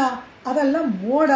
ಆ ಮೋಡಗಳನ್ನು ನೋಡಿಕೊಂಡು ಕಾಲಕಾಲಕ್ಕೆ ಮೋಡದಲ್ಲಿರುವ ನೀರನ್ನು ಭೂಮಿಯ ಕಡೆಗೆ ಹರಿಸುವಂತಹ ಕಾರ್ಯ ಮಾಡುವ ಇಂದ್ರನ ಸೇವಕ ಪರ್ಜನ್ಯ. ಆದ್ದರಿಂದ ವರುಣ ಬೇರೆ, ಪರ್ಜನ್ಯ ಬೇರೆ. ಪರ್ಜನ್ಯನಿಗೆ ಬೇರೆ ಸೂಕ್ತ ಇದೆ, ಪರ್ಜನ್ಯ ಸೂಕ್ತ ಎಂಬುದಾಗಿದೆ ವೇದದಲ್ಲಿ. ವರುಣ ಸೂಕ್ತ ಅದು ಬೇರೆ ಇದೆ. ಆದ್ದರಿಂದ ಇಲ್ಲಿ ಆಂಡಾಳ್ ವರುಣನನ್ನು ಸಂಬೋಧನೆ ಮಾಡ್ತಾ ಇಲ್ಲ. ಇಲ್ಲಿ ಮಳೆ ಸುರಿಸುವುದಕ್ಕೆ ಅಧಿಪತಿ ಯಾರು? ಪರ್ಜನ್ಯ. ಇಂದ್ರನ ಆಜ್ಞೆಯಂತೆ ಆ ಮೋಡಗಳಲ್ಲಿ ತುಂಬಿಕೊಂಡ ನೀರನ್ನು ಭೂಮಂಡಲದಲ್ಲಿ ವರ್ಷಿಸುವ ಕಾರ್ಯವನ್ನು ಮಾಡ್ತಕ್ಕಂತಹ ಇಂದ್ರನ ಸೇವಕನಾದ ಪರ್ಜನ್ಯನನ್ನ ಆಂಡಾಳ ಪಾಹಿ ಮಳೆ ಕಣ್ಣ ಎಂಬುದಾಗಿ ಸಂಬೋಧನೆ ಮಾಡ್ತಾವೆ. ಅವನು ಇವರ ಗೋಷ್ಠಿಯ ಮುಂದೆ ಬಂದು ನಿಂತು ಇಲ್ಲಿ ಇವರನ್ನು ಕೇಳ್ಕೊತಾ ಇದ್ದಾನೆ, ತಾಯೇ ಏನು ಸೇವೆ ಮಾಡಲಿ, ಏನು ಕೈಂಕರ್ಯವನ್ನು ಮಾಡಲಿ ಅಂತ. ಏನೇ ಆದರೂ ಇವನೊಬ್ಬ ದೇವತೆ. ಒಬ್ಬ ದೇವತೆ ಮನುಷ್ಯ ಮಾತ್ರದವರ ಮುಂದೆ ನಿಂತು ಕೈ ಜೋಡಿಸಿ ನಾನೇನು ಸೇವೆ ಮಾಡಲಿ ಅಂತ ಕೇಳ್ತಾರ? ನಾವಲ್ವಾ ಅವ್ರಿಗೆ ಸೇವೆ ಮಾಡಬೇಕು. ಹೀಗಿರುವಾಗ ಅವನು ನನಗೆ ಸೇವೆ ಮಾಡುವುದಕ್ಕೆ ಬಂದಿದ್ದಾನೆ ಅಂತ ಕೇಳಿದರೆ ಇದು ಉಚಿತವಾ ಎಂದರೆ ದೊಡ್ಡದಾಗಿ ವ್ಯಾಖ್ಯಾನವನ್ನು ಮಾಡ್ತಾರೆ ಎಲ್ಲ ಆಚಾರ್ಯರುಗಳು ಕೂಡ. ಈ ಲೋಕದಲ್ಲಿ ಸೂರ್ಯೋದಯವಾಗತ್ತೆ, ಗಾಳಿ ಬೀಸತ್ತೆ, ಕಡ್ಡಿ ಗೀಸಿದ ಕೂಡಲೇ ಅಗ್ನಿ ಪ್ರತ್ಯಕ್ಷನಾಗ್ತಾನೆ. ಇದೆಲ್ಲ ನಡೆಯುತ್ತಲ್ಲ, ಇದೆಲ್ಲ ಹೇಗೆ ನಡೆಯುತ್ತೆ? ಪಂಚಾಂಗದಲ್ಲಿ 5:53 ಸೂರ್ಯೋದಯ ಅಂತ ಹಾಕಿರುತ್ತೆ. ಕರೆಕ್ಟಾಗಿ ಸೂರ್ಯೋದಯ. ಪಂಚಾಂಗ ಬರೆದಿರೋ ಜ್ಯೋತಿಷಿಗಳಿಗೆ ಹೆದರ್ಕೊಂಡ ಸೂರ್ಯ ಹುಟ್ಟುತ್ತಾನೆ. ಕಡ್ಡಿ ಗೀಚಿದ ಕೂಡಲೇ ಅಗ್ನಿ ಪ್ರತ್ಯಕ್ಷನಾಗ್ತಾನಲ್ಲ, ಕಡ್ಡಿ ಗೀಚಿದ ನಮಗೆ ಹೆದರ್ಕೊಂಡ ಅಗ್ನಿಯಲ್ಲಿ ಕಾಣಿಸ್ಕೊಳ್ತಾನೆ. ನಮಗೆ ಅಂಜಿಯ ವಾಯು ಬೀಸ್ತಾ ಇದ್ದಾನೆ. ಯಾರು ಇದನ್ನೆಲ್ಲ ಮಾಡ್ತಾ ಇರೋರು? ಯಾರು ಇವರನ್ನೆಲ್ಲ ನಿಯಂತ್ರಣ ಮಾಡುವವರು? ಇದೆಲ್ಲವೂ ಕೂಡ ಇವರುಗಳಿಗೆ ಕೊಡಲ್ಪಟ್ಟ ಒಂದು ಪದವಿ. ಈ ವಾಯುನೋ, ಅಗ್ನಿನೋ, ಇಂದ್ರನೋ ವರುಣನು ಇವರೆಲ್ಲರೂ ಕೂಡ ಅವರು ಮಾಡಿದಂತಹ ಯಜ್ಞ ಯಾಗಗಳ ಫಲವಾಗಿ ಆ ಪುಣ್ಯದ ಫಲವಾಗಿ ಇವರಿಗೆಲ್ಲ ಆ ಪದವಿ ದೊರೆತಿದೆ. ಇಂದ್ರನೋ ವರುಣನೋ ಇದೆಲ್ಲ ಒಬ್ಬನ ಹೆಸರಲ್ಲ, ಒಬ್ಬ ವ್ಯಕ್ತಿಯ ಹೆಸರಲ್ಲ, ಅದೆಲ್ಲವೂ ಕೂಡ ಪೋರ್ಟ್ಫೋಲಿಯೋ, ಆ ಪದವಿಯ ನಾಮಗಳು. ಇಂದ್ರ ಎಂಬುದು ಒಂದು ಪದವಿ, ವರುಣ ಎಂಬುದು ಒಂದು ಪದವಿ. ಆ ಪದವಿಗೆ ಬೇರೆ ಬೇರೆಯವರು ಬರ್ತಾ ಇರ್ತಾರೆ. ಆ ವರುಣ ಅವನ ಆ ಪುಣ್ಯ ಇರುವ ತನಕ ಆ ಪದವಿಯಲ್ಲಿ ಅವನಿರ್ತಾನೆ. ಆಮೇಲೆ ಅವನು ಯಾವುದೋ ಬ್ರಹ್ಮಲೋಕಕ್ಕೋ ಇನ್ಯಾವುದೋ ಲೋಕಕ್ಕೆ ಹೋಗ್ತಾನೆ. ಅನಂತರ ಅವನಿಗೆ ಮುಂದಿನ ಮಾರ್ಗ ಇದೆ. ಹೀಗೆ ಆಯಾಯ ರೀತಿ ಅತಿ ಅಪಾರವಾದ ಪುಣ್ಯದ ಫಲದಿಂದ ಆ ಪದವಿಗಳೆಲ್ಲ ಬಂದಿದೆ. ಇದು ಎಲ್ಲಿ? ಚತುರ್ಮುಖ ಬ್ರಹ್ಮ, ಪಾರ್ವತೀಪತಿಯಾದ ಪರಮಶಿವನೂ ಹಾಗೆ ಅವರವರ ಪುಣ್ಯದಿಂದ ಪರಮಶಿವನ ಸ್ಥಾನ, ಚತುರ್ಮುಖ ಬ್ರಹ್ಮನ ಸ್ಥಾನ. ಆಂಜನೇಯ ಮುಂದಿನ ಕಲ್ಪದಲ್ಲಿ ಚತುರ್ಮುಖ ಬ್ರಹ್ಮ, ಅದು ಒಬ್ಬ ಜೀವಾತ್ಮ. ಎಲ್ಲರೂ ಕೂಡ ಜೀವಕೋಟಿಯಲ್ಲಿ ಸೇರಿದವರು. ಈ ಬ್ರಹ್ಮ ಎಂಬುದು ಒಬ್ಬನ ಹೆಸರಲ್ಲ, ಅದೊಂದು ಪದವಿ. ಪರಮಶಿವ ಎಂಬುದು ಅದೊಂದು ಪದವಿ. ಇಂದ್ರ ಅದೊಂದು ಪದವಿ. ಈ ರೀತಿ ಎಲ್ಲವೂ ಕೂಡ ಒಂದೊಂದು ಪದವಿ, ಒಂದೊಂದು ಪೋರ್ಟ್ಫೋಲಿಯೋ. ಆಯಾಯ ಪುಣ್ಯಕ್ಕೆ ಅನುಸಾರವಾಗಿ ಪರಮಾತ್ಮ ಅವರುಗಳನ್ನು ಆಯಾಯ ಪದವಿಯಲ್ಲಿ ನಿಯೋಜನೆ ಮಾಡ್ತಾನೆ. ಇದೆಲ್ಲವನ್ನ ವೇದ ಹೇಳುತ್ತೆ. ಈ ರೀತಿ ಆಯಾಯ ಪದವಿಯಲ್ಲಿ ಇರುವುದು ಅವರವರ ಪುಣ್ಯ ಫಲದಿಂದ. ಅವರವರು ಮಾಡಿದ ಯಜ್ಞ ಯಾಗ ಇತ್ಯಾದಿಗಳನ್ನು ಮಾಡಿ ಅವರೆಲ್ಲ ಕೇಳ್ಕೊಂಡಿರ್ತಾರೆ. ಈಗ ಭೀಷ್ಮ, ಮಹಾಭಾರತದಲ್ಲಿ ಕುರುಕುಲ ಪಿತಾಮಹನಾಗಿ ಇದ್ದ ಭೀಷ್ಮ ಅಷ್ಟವಸುಗಳಲ್ಲಿ ಒಬ್ಬ. ಆ 8 ವಸುಗಳು ಹುಟ್ಟಿದ್ರು. 7 ಜನನ ಗಂಗೆಯಲ್ಲಿ ಹಾಕಿಬಿಟ್ಲು. ಇವನೊಬ್ಬ ಆ ಭೃಗುಮುನಿಗಳ ಬಳಿಯಲ್ಲಿ ಅಪಚಾರ ಪಟ್ಟಿದ್ದ. ಆ ಪಾಪಕ್ಕಾಗಿ ಅಷ್ಟು ಕಾಲ ಭೂಮಿಯಲ್ಲಿ ಇರಬೇಕಾಗಿ ಬಂತು. ಈ ರೀತಿ ಈ ಎಲ್ಲ ದೇವತೆಗಳು ಕೂಡ ಈ ದೇವತೆಗಳ ಒಂದು ಪಟ್ಟಿಯನ್ನ ಆಂಡಾಳ ನಮಗೆ 20ನೇ ಭಾಷಣದಲ್ಲಿ ಕೊಡ್ತಾಳೆ. ವಿಸ್ತಾರವಾಗಿ ದೇವತೆಗಳ ವಿಚಾರವನ್ನೆಲ್ಲ ಅಲ್ಲಿ ಹೇಳ್ತಾಳೆ. ಇಲ್ಲಿ ಈ ದೇವತೆಗಳಲ್ಲಿ ಒಬ್ಬನಾಗಿ ಇರುವವನು ಈ ಪರ್ಜನ್ಯ ಇದಾನಲ್ಲ, ಇವರೆಲ್ಲರೂ ಕೂಡ ಇವರಿವರ ಕಾರ್ಯವನ್ನ ಹೇಗೆ ನಡೆಸ್ತಾ ಬರ್ತಾರೆ, ಯಾರು ಇವರ ಕಾರ್ಯವನ್ನು ನಡೆಸುವಂತೆ ಇವರಿಗೆಲ್ಲ ಒಂದು ಟೈಮ್ ಟೇಬಲ್ ಹಾಕ್ಕೊಟ್ಟು ಹೀಗೆ ನಡಬೇಕು ಅಂತ ಹೇಳಿ ನಿಯಮವನ್ನ ಮಾಡಿದವರು ಯಾರು? ಉಪನಿಷತ್ ಹೇಳುತ್ತೆ, ಭೀಷಾಸ್ಮಾದ್ ವಾತಪ್ಪವತೆ ಭೀಷೋದೇತಿ ಸೂರ್ಯ ಭೀಷಾಸ್ಮಾದ್ ಅಗ್ನಿಶ್ಚೇಂದ್ರಶ್ಚ ಮೃತ್ಯುರ್ಧಾವತಿ ಪಂಚಮೈತಿ. ಆ ಪರಾತ್ಪರನಾದ ಪರಮಾತ್ಮ ಜಗತ್ತಿನ ಸೃಷ್ಟಿ ಸ್ಥಿತಿ ಲಯಾದಿಗಳನ್ನು ನಡೆಸಿದಂತಹ ಶ್ರೀಯಪ್ಪತಿಯಾದ ನಾರಾಯಣನಾದ ಪರಾತ್ಪರನಾದ ಸರ್ವವ್ಯಾಪಕನಾದ ಸರ್ವಶಕ್ತ ಸರ್ವಜ್ಞನಾಗಿ ಇರ್ತಕ್ಕಂತಹ ಆ ಪರಮಾತ್ಮನಿಗೆ ಅಂಜಿ ವಾತಃ ಪವತೆ ಗಾಳಿ ಬೀಸ್ತಾನೆ.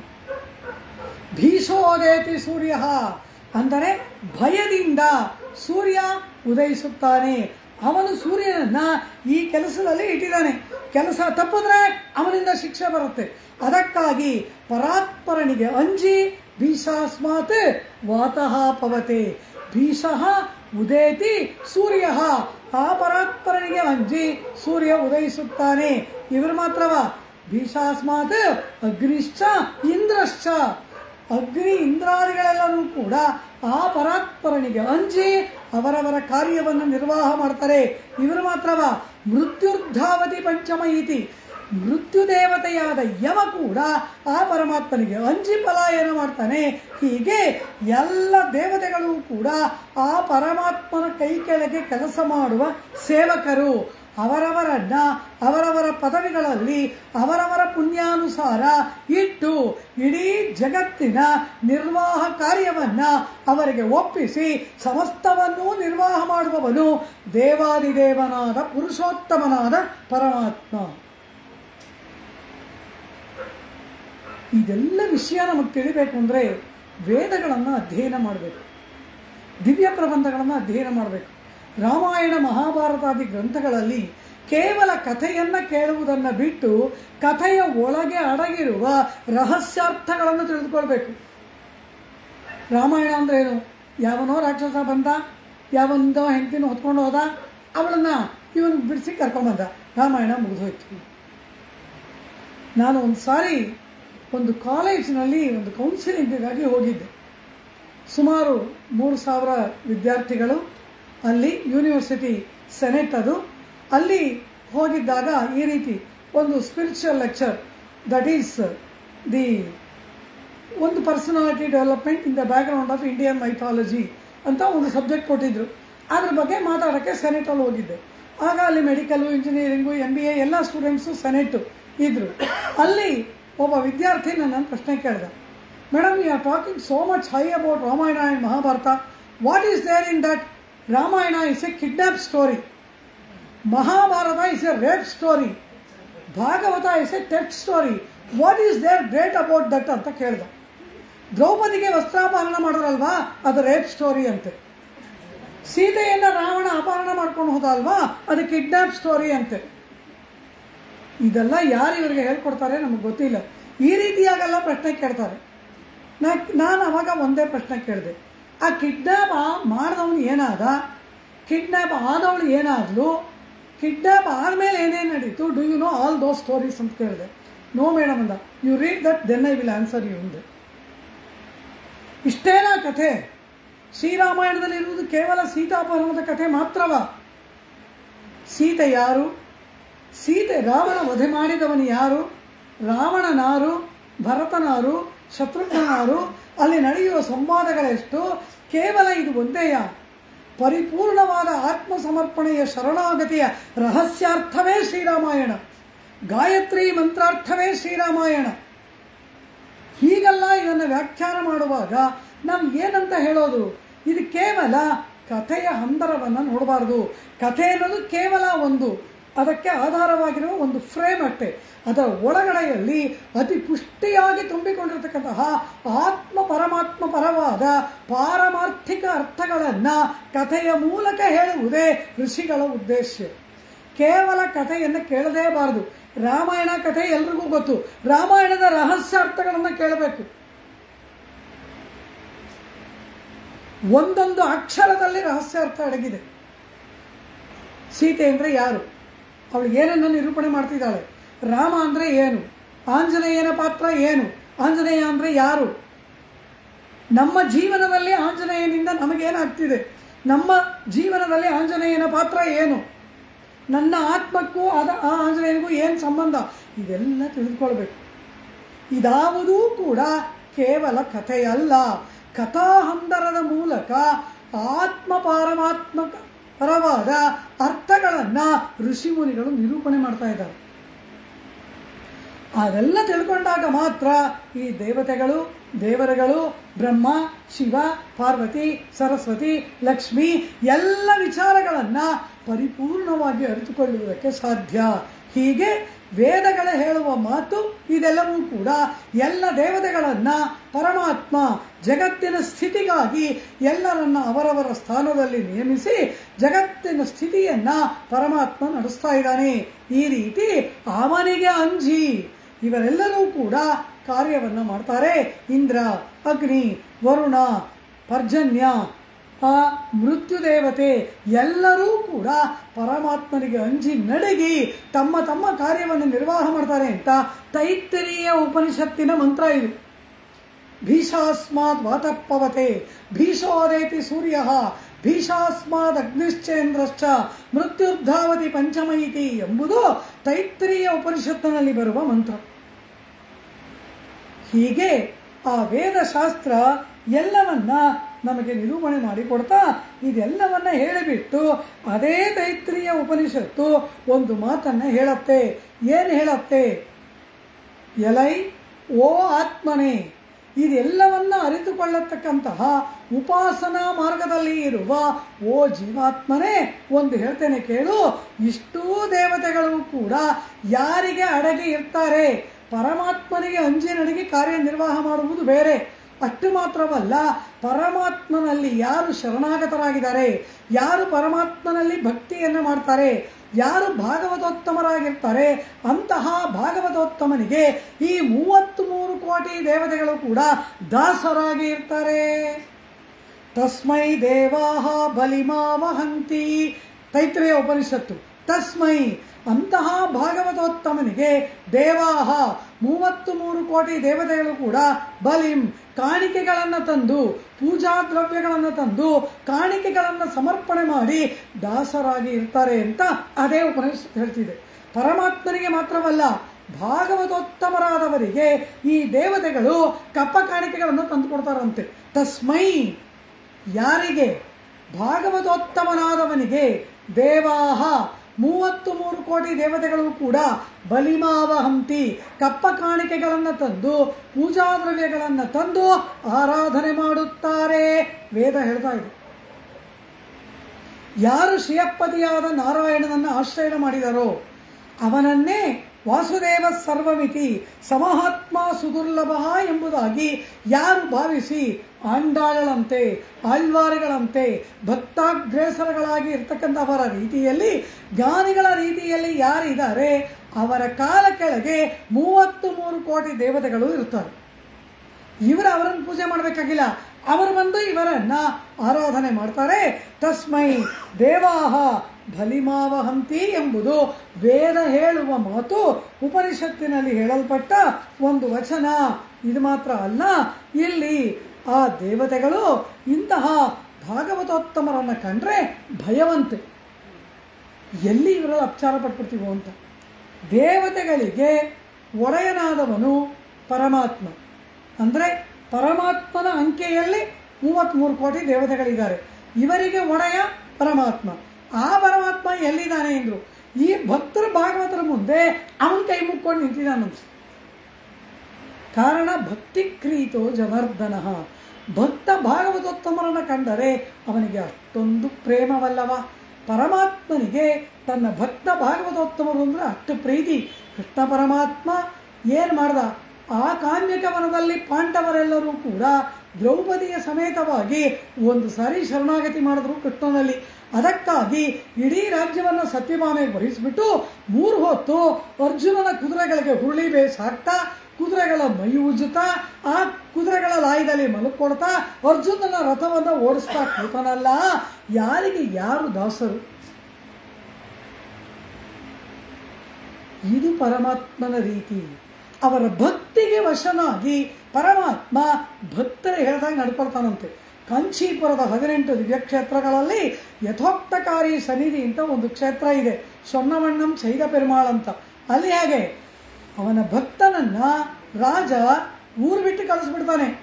ಆ ಭಕ್ತ ಊರನ್ನು ಬಿಟ್ಟು ಹೋಗುವಾಗ ಪರಮಾತ್ಮನು ತನ್ನ ಹಾವಿನ ಹಾಸಿಗೆ ಸುತ್ತಕೊಂಡು ಅವನಿಂದ ಓಡಾಡ್ತಾನೆ. ದೇಶ ಪ್ರದೇಶವೆಲ್ಲ ಕತ್ತಲಾಗೋಯ್ತು. ಆಗ ರಾಜ ಹೆದರ್ಕೊಂಡು ಓಡಿ ಬಂದು ಭಕ್ತನನ್ನ, ಅಯ್ಯ ನಂದು ತಪ್ಪಾಯಿತು ಹೋಗಬೇಡ ಅಂದಾಗ ಆ ಭಕ್ತ ವಾಪಸ್ ಬಂದಾಗ ಪರಮಾತ್ಮನು ಹಿಂದೆ ಬರ್ತಾನೆ. ಆಗ ಈ ಭಕ್ತರು ಹೇಳ್ತಾರೆ, ನಿನ್ನ ಹಾಸಿಗೆ ಬಿಚ್ಚಿ ಮತ್ತೆ ಮಲ್ಕೊಂಡು ನೀನು ಅಂತ. ಆಗಲೇ ನೀ ಹೇಳ್ದಂಗೆ ಅಂತ ಪರಮಾತ್ಮ ತಿರ್ಗಾ ಮಲ್ಕೊಳ್ತಾನೆ. ಆದರೆ ಭಕ್ತ ಹೇಳಿದಂತೆ ನಡೆದುಕೊಂಡೆ ಎಂದು ತೋರಿಸುವುದಕ್ಕಾಗಿ ಮೊದಲು ಆ ಪಾರ್ಶ್ವದಲ್ಲಿ ತಲೆ ಇಟ್ಟು ಮಲಗಿದ್ದ ಪರಮಾತ್ಮ ಈಗ ಈ ಕಡೆ ಪಾರ್ಶ್ವದಲ್ಲಿ ತಲೆ ಇಟ್ಕೊಂಡು ಮಲಗಿದ್ದಾನೆ. ಅವನ ಹೆಸರೇನು ಗೊತ್ತಾ? ಭಕ್ತ ಹೇಳಿದಂತೆ ನಡೆದವನು. ಆ ದೇವರ ಹೆಸರೇ ಅದು. ಯಥ ಉಕ್ತಕಾರಿ, ಭಕ್ತನು ಹೇಳಿದಂತೆ ನಡೆದುಕೊಂಡವನು. ಸೊನ್ನವಣ್ಣಂ, ಭಕ್ತನು ಹೇಳಿದಂತೆ ಶೈದ ಪೆರುಮಾಳ್, ಮಾಡಿದವನು. ಅವನ ಹೆಸರೇ ಅದು. ತಿರುವೆಕ್ಕ ದಿವ್ಯಕ್ಷೇತ್ರ. ಹೀಗಲ್ಲವ ಪರಮಾತ್ಮ ಇರ್ತಾನೆ. ಆ ದೇವತೆಗಳು ಅವರಿಗೆ ಒಡೆಯ ಪರಮಾತ್ಮ, ಪರಮಾತ್ಮನಿಗೂ ಒಡೆಯರಾದವರು ಭಕ್ತರು, ಭಾಗವತೋತ್ತಮರು. ಆದ್ರಿಂದ ಈ ದೇವತೆಗಳಿಗೆ ಸುಪ್ರೀಂ ಬಾಸ್ ಯಾರು? ಭಾಗವತರು. ಏನೋ ಪರಮಾತ್ಮ ಮಧ್ಯದಲ್ಲಿ ಇದಾನಷ್ಟೆ. ಆದ್ರಿಂದ ಇವರಿಗೇನು, ಆ ಭಾಗವತೋತ್ತಮರಿಗೆ ಸೇವೆಯನ್ನು ಮಾಡಿ, ಕೈಂಕರ್ಯವನ್ನು ಮಾಡಿ ಆ ಭಾಗವತರು ಸಂತುಷ್ಟರಾದರೆ ಪರಮಾತ್ಮ ತಮಗೆ ಕೃಪೆಯನ್ನು ಮಾಡ್ತಾನೆ. ಭಾಗವತರ ಸೇವೆ ಮಾಡುವುದರಿಂದ ಭಗವಂತ ಸಂತುಷ್ಟನಾಗ್ತಾನೆ. ಇದು ಶಾಸ್ತ್ರಾರ್ಥ. ಅವರು ನಮಗೆ 2 ಕಾಲಿರೋ ಮನುಷ್ಯರು. ನಾ ತಿನ್ನೋ ಹಾಗೆ ಅವರು ತಿಂತಾರೆ, ನಾ ಮಲ್ಕೊಳ್ಳೋ ಹಾಗೆ ಅವರು ಮಲ್ಕೊಳ್ತಾರೆ ಅಂದರೆ ಅತಿ ದೊಡ್ಡ ಅಪಚಾರ. ನಮಗೆ ಸಮಾನವಾಗಿ ಜ್ಞಾನಿಗಳನ್ನು ಭಾವಿಸಬಾರದು. ಅವ್ರು ನೋಡಕ್ಕೆ ನಮ್ಮ ಹಾಗೆ ಇರ್ತಾರೆ, ನಮ್ಮ ಹಾಗೆ ಮಾತಾಡ್ತಾರೆ, ನಮ್ಮ ಹಾಗೆ ಊಟ ಮಾಡ್ತಾರೆ. ಆದರೆ ಪರಮಾತ್ಮನ ದೃಷ್ಟಿಯಲ್ಲಿ ಅವರ ಸ್ಥಾನ ಬೇರೆ. ಪರಮಾತ್ಮನಲ್ಲಿ ಅಪಚಾರ ಪಟ್ಟರೆ ಕ್ಷಮೆ ಉಂಟು, ಭಾಗವತ ಅಪಚಾರ ಪಟ್ಟರೆ ಕ್ಷಮೆಯೇ ಇಲ್ಲ, ಸುಟ್ಟು ಭಸ್ಮ ಮಾಡಿಬಿಡುತ್ತೆ ವಂಶಾವಳಿಯನ್ನ ಎಂಬುದಾಗಿ ಶಾಸ್ತ್ರಗಳು ಹೇಳುತ್ತೆ. ಆದ್ದರಿಂದ ಪರಮ ಭಾಗವತೋತ್ತಮರಾದಂತಹ ಗೋದಾಗೋಷ್ಠಿಗೆ ಸೇವೆಯನ್ನು ಮಾಡಿ ಸಾರ್ಥಕತೆಯನ್ನು ಪಡೆಯಬೇಕು. ಪರಮಾತ್ಮನಿಗೆ ಪ್ರಿಯವಾಗುವುದು ಭಾಗವತ ಕೈಂಕರ್ಯ. ಆದ್ದರಿಂದ ಪರಮ ಭಾಗವತೋತ್ತಮೆಯರಾಗಿ ಭಕ್ತಿಜ್ಞಾನ ವೈರಾಗ್ಯ ಸಂಪನ್ನರಾಗಿ ಕೃಷ್ಣ ಸಂಶ್ಲೇಷಕ್ಕಾಗಿ ಪರಿಪೂರ್ಣವಾಗಿ ತೊಡಗಿಕೊಂಡಂತಹ ಈ ಗೋದಾಗೋಷ್ಠಿಗೆ ಸೇವೆಯನ್ನು ಮಾಡಿದರೆ ಅದು ಏನು, ಕೃಷ್ಣ ಪರಮಾತ್ಮನ ಒಂದು ನಿರ್ವಾಹದಲ್ಲಿ ಇವರು ವ್ರತಕ್ಕೆ ಹೊರಟಿದ್ದಾರೆ. ಕೃಷ್ಣ ಅಧೀಕ್ಷಣ ಮಾಡ್ತಾ ಇದ್ದಾನೆ ಇವರ ವ್ರತವನ್ನು. ಅಂತಹ ವ್ರತಕ್ಕೆ ಹೊರಟು ಕೃಷ್ಣನೇ ಎಲ್ಲವೂ ಉಣ್ಣುಂ ಸೋರ್ ಪರಿದು ನೀರ್ ತಿನ್ನುಂ ವೆತ್ತಿಲೆಯಂ ಎಲ್ಲಾಂ ಕಣ್ಣನ್ ಎಂಬ ಹಾಗೆ ಆ ಪರಮಾತ್ಮನನ್ನೇ ಧಾರಕ ಪೋಷಕ ಭೋಗ್ಯವಾಗಿ ಭಾವಿಸಿ ಅನವರತ ಕೃಷ್ಣನನ್ನೇ ನೆನೆಯುವ ಇಂಥ ಗೋಷ್ಠಿಗೆ ಸೇವೆ ಮಾಡಿ ನನ್ನ ಪರ್ಜನ್ಯ ದೇವತೆಯ ಸ್ಥಾನ ಸಾರ್ಥಕತೆಯನ್ನು ಹೊಂದಬೇಕು ಎಂಬುದಾಗಿ ಭಾವಿಸಿ ಈ ಭಾಗವತ ಗೋಷ್ಠಿಗೆ ಕೈಂಕರ್ಯ ಮಾಡುವುದಕ್ಕಾಗಿ ಆ ಪರ್ಜನ್ಯ ದೇವ ಅಲ್ಲಿಂದ ಭೂಮಿಗಿಳಿದು ಬಂದು ಗೋದಾಗೋಷ್ಠಿಯ ಮುಂದೆ ನಿಂತು ಕೈ ಜೋಡಿಸಿ ಕೇಳಿದಾಗ ಆಂಡಾಳ್ ಆಹಿಮಳೈ ಕಣ್ಣ ಎಂಬುದಾಗಿ ಅವನನ್ನ ಸಂಬೋಧನೆ ಮಾಡ್ತಾರೆ. ಈ ಪರಮಾತ್ಮ ಇದಾನಲ್ಲ, ಯಾರು ಆ ಪರಮಾತ್ಮನನ್ನ ನಮಸ್ಕಾರ ಮಾಡ್ತಾರಲ್ಲ ಅವರಿಗಿಂತ ಅವನನ್ನು ಆಶ್ರಯಿಸಿದವರನ್ನ ನಮಸ್ಕಾರ ಮಾಡ್ತಾರಲ್ಲ ಅವರು ಬಹುಬೇಗ ಉಜ್ಜೀವನವನ್ನು ಹೊಂದುತ್ತಾರೆ. ದ್ರವಂತಿ ದೈತ್ಯಾಹ ಪ್ರಣಮಂತಿ ದೇವತಾಹ ನಶ್ಯಂತಿ ರಕ್ಷಾಂ ಸಪಯಂತಿ ಚಾರಯಃ ಯತ್ಕೀರ್ತನಾತೆ ಸೋದ್ಭುತ ರೂಪಕೇಣ ಮಮಸ್ತು ಮಂಗಲ್ಯ ವಿವೃದ್ಧಯೋ ಹರಿ. ಯಾರನ್ನ ಸ್ತುತಿಸಿದರೆ ವಿಷ್ಣು ಧರ್ಮ ಪುರಾಣದಲ್ಲಿ ಅದ್ಭುತವಾದ ಶ್ಲೋಕ ಇದು. ದ್ರವಂತಿ ದೈತ್ಯಾಹ ಪ್ರಣಮಂತಿ ದೇವತಾಹ ಎಂಬುದಾಗಿ ವ್ಯಾಖ್ಯಾನಕಾರರು ಈ ಶ್ಲೋಕವನ್ನು ಇಲ್ಲಿ ಉದಾಹರಿಸ್ತಾ ಇದ್ದಾರೆ. ಏನರ್ಥ? ಯಾರನ್ನ ಸ್ತುತಿಸಿದರೆ ಅಸುರ ರಾಕ್ಷಸರೆಲ್ಲ ಪಲಾಯನ ಮಾಡ್ತಾರೋ, ದೇವತೆಗಳು ನಮಸ್ಕಾರ ಮಾಡ್ತಾರೋ, ರಾಕ್ಷಸರು ನಾಶವಾಗ್ತಾರೋ ಅಂತಹ ಹರಿ ತನ್ನ ಆಶ್ಚರ್ಯಕರವಾದ ರೂಪದಿಂದ ಮಂಗಳಕರವಾದ ಮೋಹನ ರೂಪದಿಂದ ಮಂಗಳವನ್ನು ಉಂಟು ಮಾಡಲಿ ಎಂಬುದಾಗಿ ಪ್ರಾರ್ಥನೆ ವಿಷ್ಣು ಧರ್ಮ ಪುರಾಣದಲ್ಲಿ. ಇಲ್ಲಿ ಎಲ್ಲಿ ಏನು ಹೇಳ್ತಾ ಇದ್ದಾರೆ? ದ್ರವಂತಿ ದೈತ್ಯಾಹ, ರಾಕ್ಷಸರು ಅಸುರರೆಲ್ಲ ಕರಗಿ ನೀರಾಗಿ ಭಯದಿಂದ ಪಲಾಯನ ಮಾಡ್ತಾರಂತೆ ವಿಷ್ಣು ಭಕ್ತರನ್ನ ಕಂಡ್ರೆ. ದೇವತೆಗಳು ಪ್ರಣಮಂತಿ ದೇವತಾಹ, 33 ಕೋಟಿ ದೇವತೆಗಳು ಕೂಡ ಇವನನ್ನು ಕಂಡರೆ ನಮಸ್ಕಾರ ಮಾಡ್ತಾರಂತೆ. ಅಂತಹ ಆ ಭಾಗವತೋತ್ತಮರು ಇವರಲ್ಲವ. ಯಮ ಭಟರು ಭೂಲೋಕಕ್ಕೆ ಪ್ರಾಣಗಳನ್ನು ತೆಗೆದುಕೊಂಡು ಬರೋದಕ್ಕೆ ಬರ್ತಾರಂತೆ. ಕೈಯಲ್ಲಿ ಪಾಶವನ್ನು ಹಿಡಿದುಕೊಂಡು ಯಮ ಭಟರು ಆ ಪ್ರಾಣ ಸಂಗ್ರಹಣೆ ಮಾಡೋದಕ್ಕೆ ಬರ್ತಾರಂತೆ. ಹಾಗೆ ಹೊರಟಂತಹ ತನ್ನ ಭಟರುಗಳನ್ನು ಈ ಯಮ ಹತ್ರ ಕರೀತಾನಂತೆ. ಸ್ವಪುರುಷಮಭಿವೀಕ್ಷ್ಯ ಪಾಶಹಸ್ತಂ ವದತಿ ಯಮ ಕಿಲ ತಸ್ಯ ಕರ್ಣಮೂಲೆ. ಹತ್ರಕ್ಕೆ ಕರೀತಾನಂತೆ. ಅವ್ರು ದೂರದಲ್ಲಿ ನಿಂತ್ಕೋತಾರೆ. ಇನ್ನೂ ಹತ್ರ ಬನ್ನಿ ಅಂತಾನಂತೆ. ತುಂಬ ಹತ್ರಕ್ಕೆ ಕರೆದು ಅವರ ಕಿವಿಯಲ್ಲಿ ಏನೋ ರಹಸ್ಯ ಹೇಳುವ ಹಾಗೆ ಮೆತ್ತಗೆ ಪಿಸುಗುಡ್ತಾನಂತೆ ಯಮ. ಹೋಗ್ತಾ ಇರು, ಭೂಮಿಗೆ ಪ್ರಾಣಗಳನ್ನು ತೆಗೆದುಕೊಂಡು ಬರಕ್ಕೆ ಹೋಗುವ ತನ್ನ ಭಟರನ್ನ ಸ್ವಪುರುಷಂ ಅಂದರೆ ಏನು? ಈ ಯಮನಲ್ಲಿ ಮಹಾವಿಶ್ವಾಸವನ್ನು ಉಳ್ಳವರು. ಯಮನಿಗೂ ಅವರಲ್ಲಿ ವಿಶ್ವಾಸ, ಅವರಿಗೆ ಯಮನಲ್ಲಿ ಅಪಾರವಾದ ಭಕ್ತಿ. ಅಂತಹ ತನ್ನ ಭಟರನ್ನ ಈ ಯಮ ಕರೆದು ಪಾಶಹಸ್ತಂ, ಅವರ ಆ ವೇಷದಲ್ಲಿ ಆ ಯಮ ಇದ್ದಾನೆ. ವದತಿ ಯಮ ಕಿಲ ತಸ್ಯ ಕರ್ಣಮೂಲೆ, ಅವರ ಕಿವಿಯ ಬುಡದಲ್ಲಿ ಮೆಲ್ಲಗೆ ಒಂದು ರಹಸ್ಯವನ್ನು ಹೇಳುವ ಹಾಗೆ ಹೇಳ್ತಾನಂತೆ. ಏನು ಹೇಳ್ತಾನೆ ಅಂದರೆ, ಅಯ್ಯ ಭಟರೇ, ಭೂಲೋಕಕ್ಕೆ ಹೋಗ್ತಾ ಇದ್ದೀರಾ, ಜಾಗ್ರತೆ ಜಾಗ್ರತೆ. ಏನು ಜಾಗ್ರತೆ? ಒಪ್ಪಿ ತಪ್ಪಿಯೂ ವಿಷ್ಣು ಭಕ್ತರ ಬಳಿಗೆ ಹೋಗಬೇಡಿ. ಪರಿಹರ ಮಧುಸೂದನ ಪ್ರಪನ್ನಾನ್, ಮಧುಸೂದನನಾದಂತಹ ಆ ಪರಮಾತ್ಮನಲ್ಲಿ ಯಾರು ಶರಣಾಗತಿ ಮಾಡಿರ್ತಾರೆ, ಯಾರು ಪ್ರಪತ್ತಿ ಮಾಡಿರ್ತಾರೆ ಅವರ ಹತ್ರಕ್ಕೂ ಹೋಗಬೇಡಿ. ಹಾಗಂತ ಅವರನ್ನು ನೋಡಿದ್ರೆ ಹಾಗೆ ಬಂದ್ಬಿಡಬೇಡಿ. ಅವರನ್ನು ದೂರದಿಂದಲೇ ಪ್ರದಕ್ಷಿಣೆ ಮಾಡಿ ನಮಸ್ಕಾರ ಮಾಡಿಬಿಟ್ಟು ಬನ್ನಿ. ಆಗ ಯಮಭಟ್ಟರು ಕೇಳ್ತಾರೆ, ಲೋಕ ಎಲ್ಲ ನಿನ್ಕಂಡ್ರೆ ಹೆದರಿ ನಡುಗುತ್ತೆ. ಅಬ್ಬ ಯಮನ ಭಯಕ್ಕೆ ಮತ್ತೊಂದು ಹೆಸರೇ ಯಮ. ನಿನ್ನನ್ನು ನೋಡಿ ಲೋಕ ಎಲ್ಲ ನಡೀತಾ ಇದೆ, ನೀನೇ ದೊಡ್ಡ ಪ್ರಭು ಅಂತ ನಾವು ತಿಳ್ಕೊಂಡಿದ್ವಿ, ನಿನಗೆ ಮೇಲೆ ಇನ್ನೊಬ್ಬ ಪ್ರಭು ಇದ್ದಾನ ಎಂಬ ಹಾಗೆ ಆ ಭಟರು ಆಶ್ಚರ್ಯದಿಂದ ಯಮನ ಮುಖ ನೋಡ್ತಾರಂತೆ. ಆಗ ಯಮ ಹೇಳ್ತಾನಂತೆ, ಪ್ರಭುರಹಂ ಅನ್ಯನೃಣ, ನಾನು ಇತರರಿಗೆ ಪ್ರಭು, ಅಹಂ ನಾನು, ಅನ್ಯನೃಣ ಇತರ ಮನುಷ್ಯರಿಗೆ ಪ್ರಭುವಾಗಿ ಇದ್ದೇನೆ, ನ ವೈಷ್ಣವಾನ ವಿಷ್ಣು ಭಕ್ತರಿಗೆ ನಾನು ಪ್ರಭು ಅಲ್ಲ ಎಂಬುದಾಗಿ ಯಮ ಹೇಳ್ತಾನೆ. ಇದನ್ನ ಕಿವಿನಲ್ಲಿ ಯಾಕೆ ಹೇಳಬೇಕು ಅಂದರು, ಜೋರಾಗೆ ಹೇಳ್ಬೋದಲ್ಲ ಅಂದರು. ಈ ಯಮನ ಲೋಕದಲ್ಲಿ ಯಮನೇ ದೊಡ್ಡ ಪ್ರಭುವಾಗಿ ಕೂತಿದ್ದಾನೆ, ಎಲ್ಲರೂ ಇವನನ್ನೇ ಪ್ರಭು ಅಂತ ತಿಳ್ಕೊಂಡಿದ್ದಾರೆ. ಅವರ ಎದುರುಗಡೆ ನಾನು ಪ್ರಭು ಅಲ್ಲ ಅಂತ ಹೇಳ್ಕೊಳ್ಳೋಕ್ಕೆ ನಾಚಿಕೆ ಅಂತೆ. ಅದರಿಂದ ಗುಟ್ಟಾಗಿ ಹೇಳ್ತಾನಲ್ಲ, ಅದು ಒಂದು.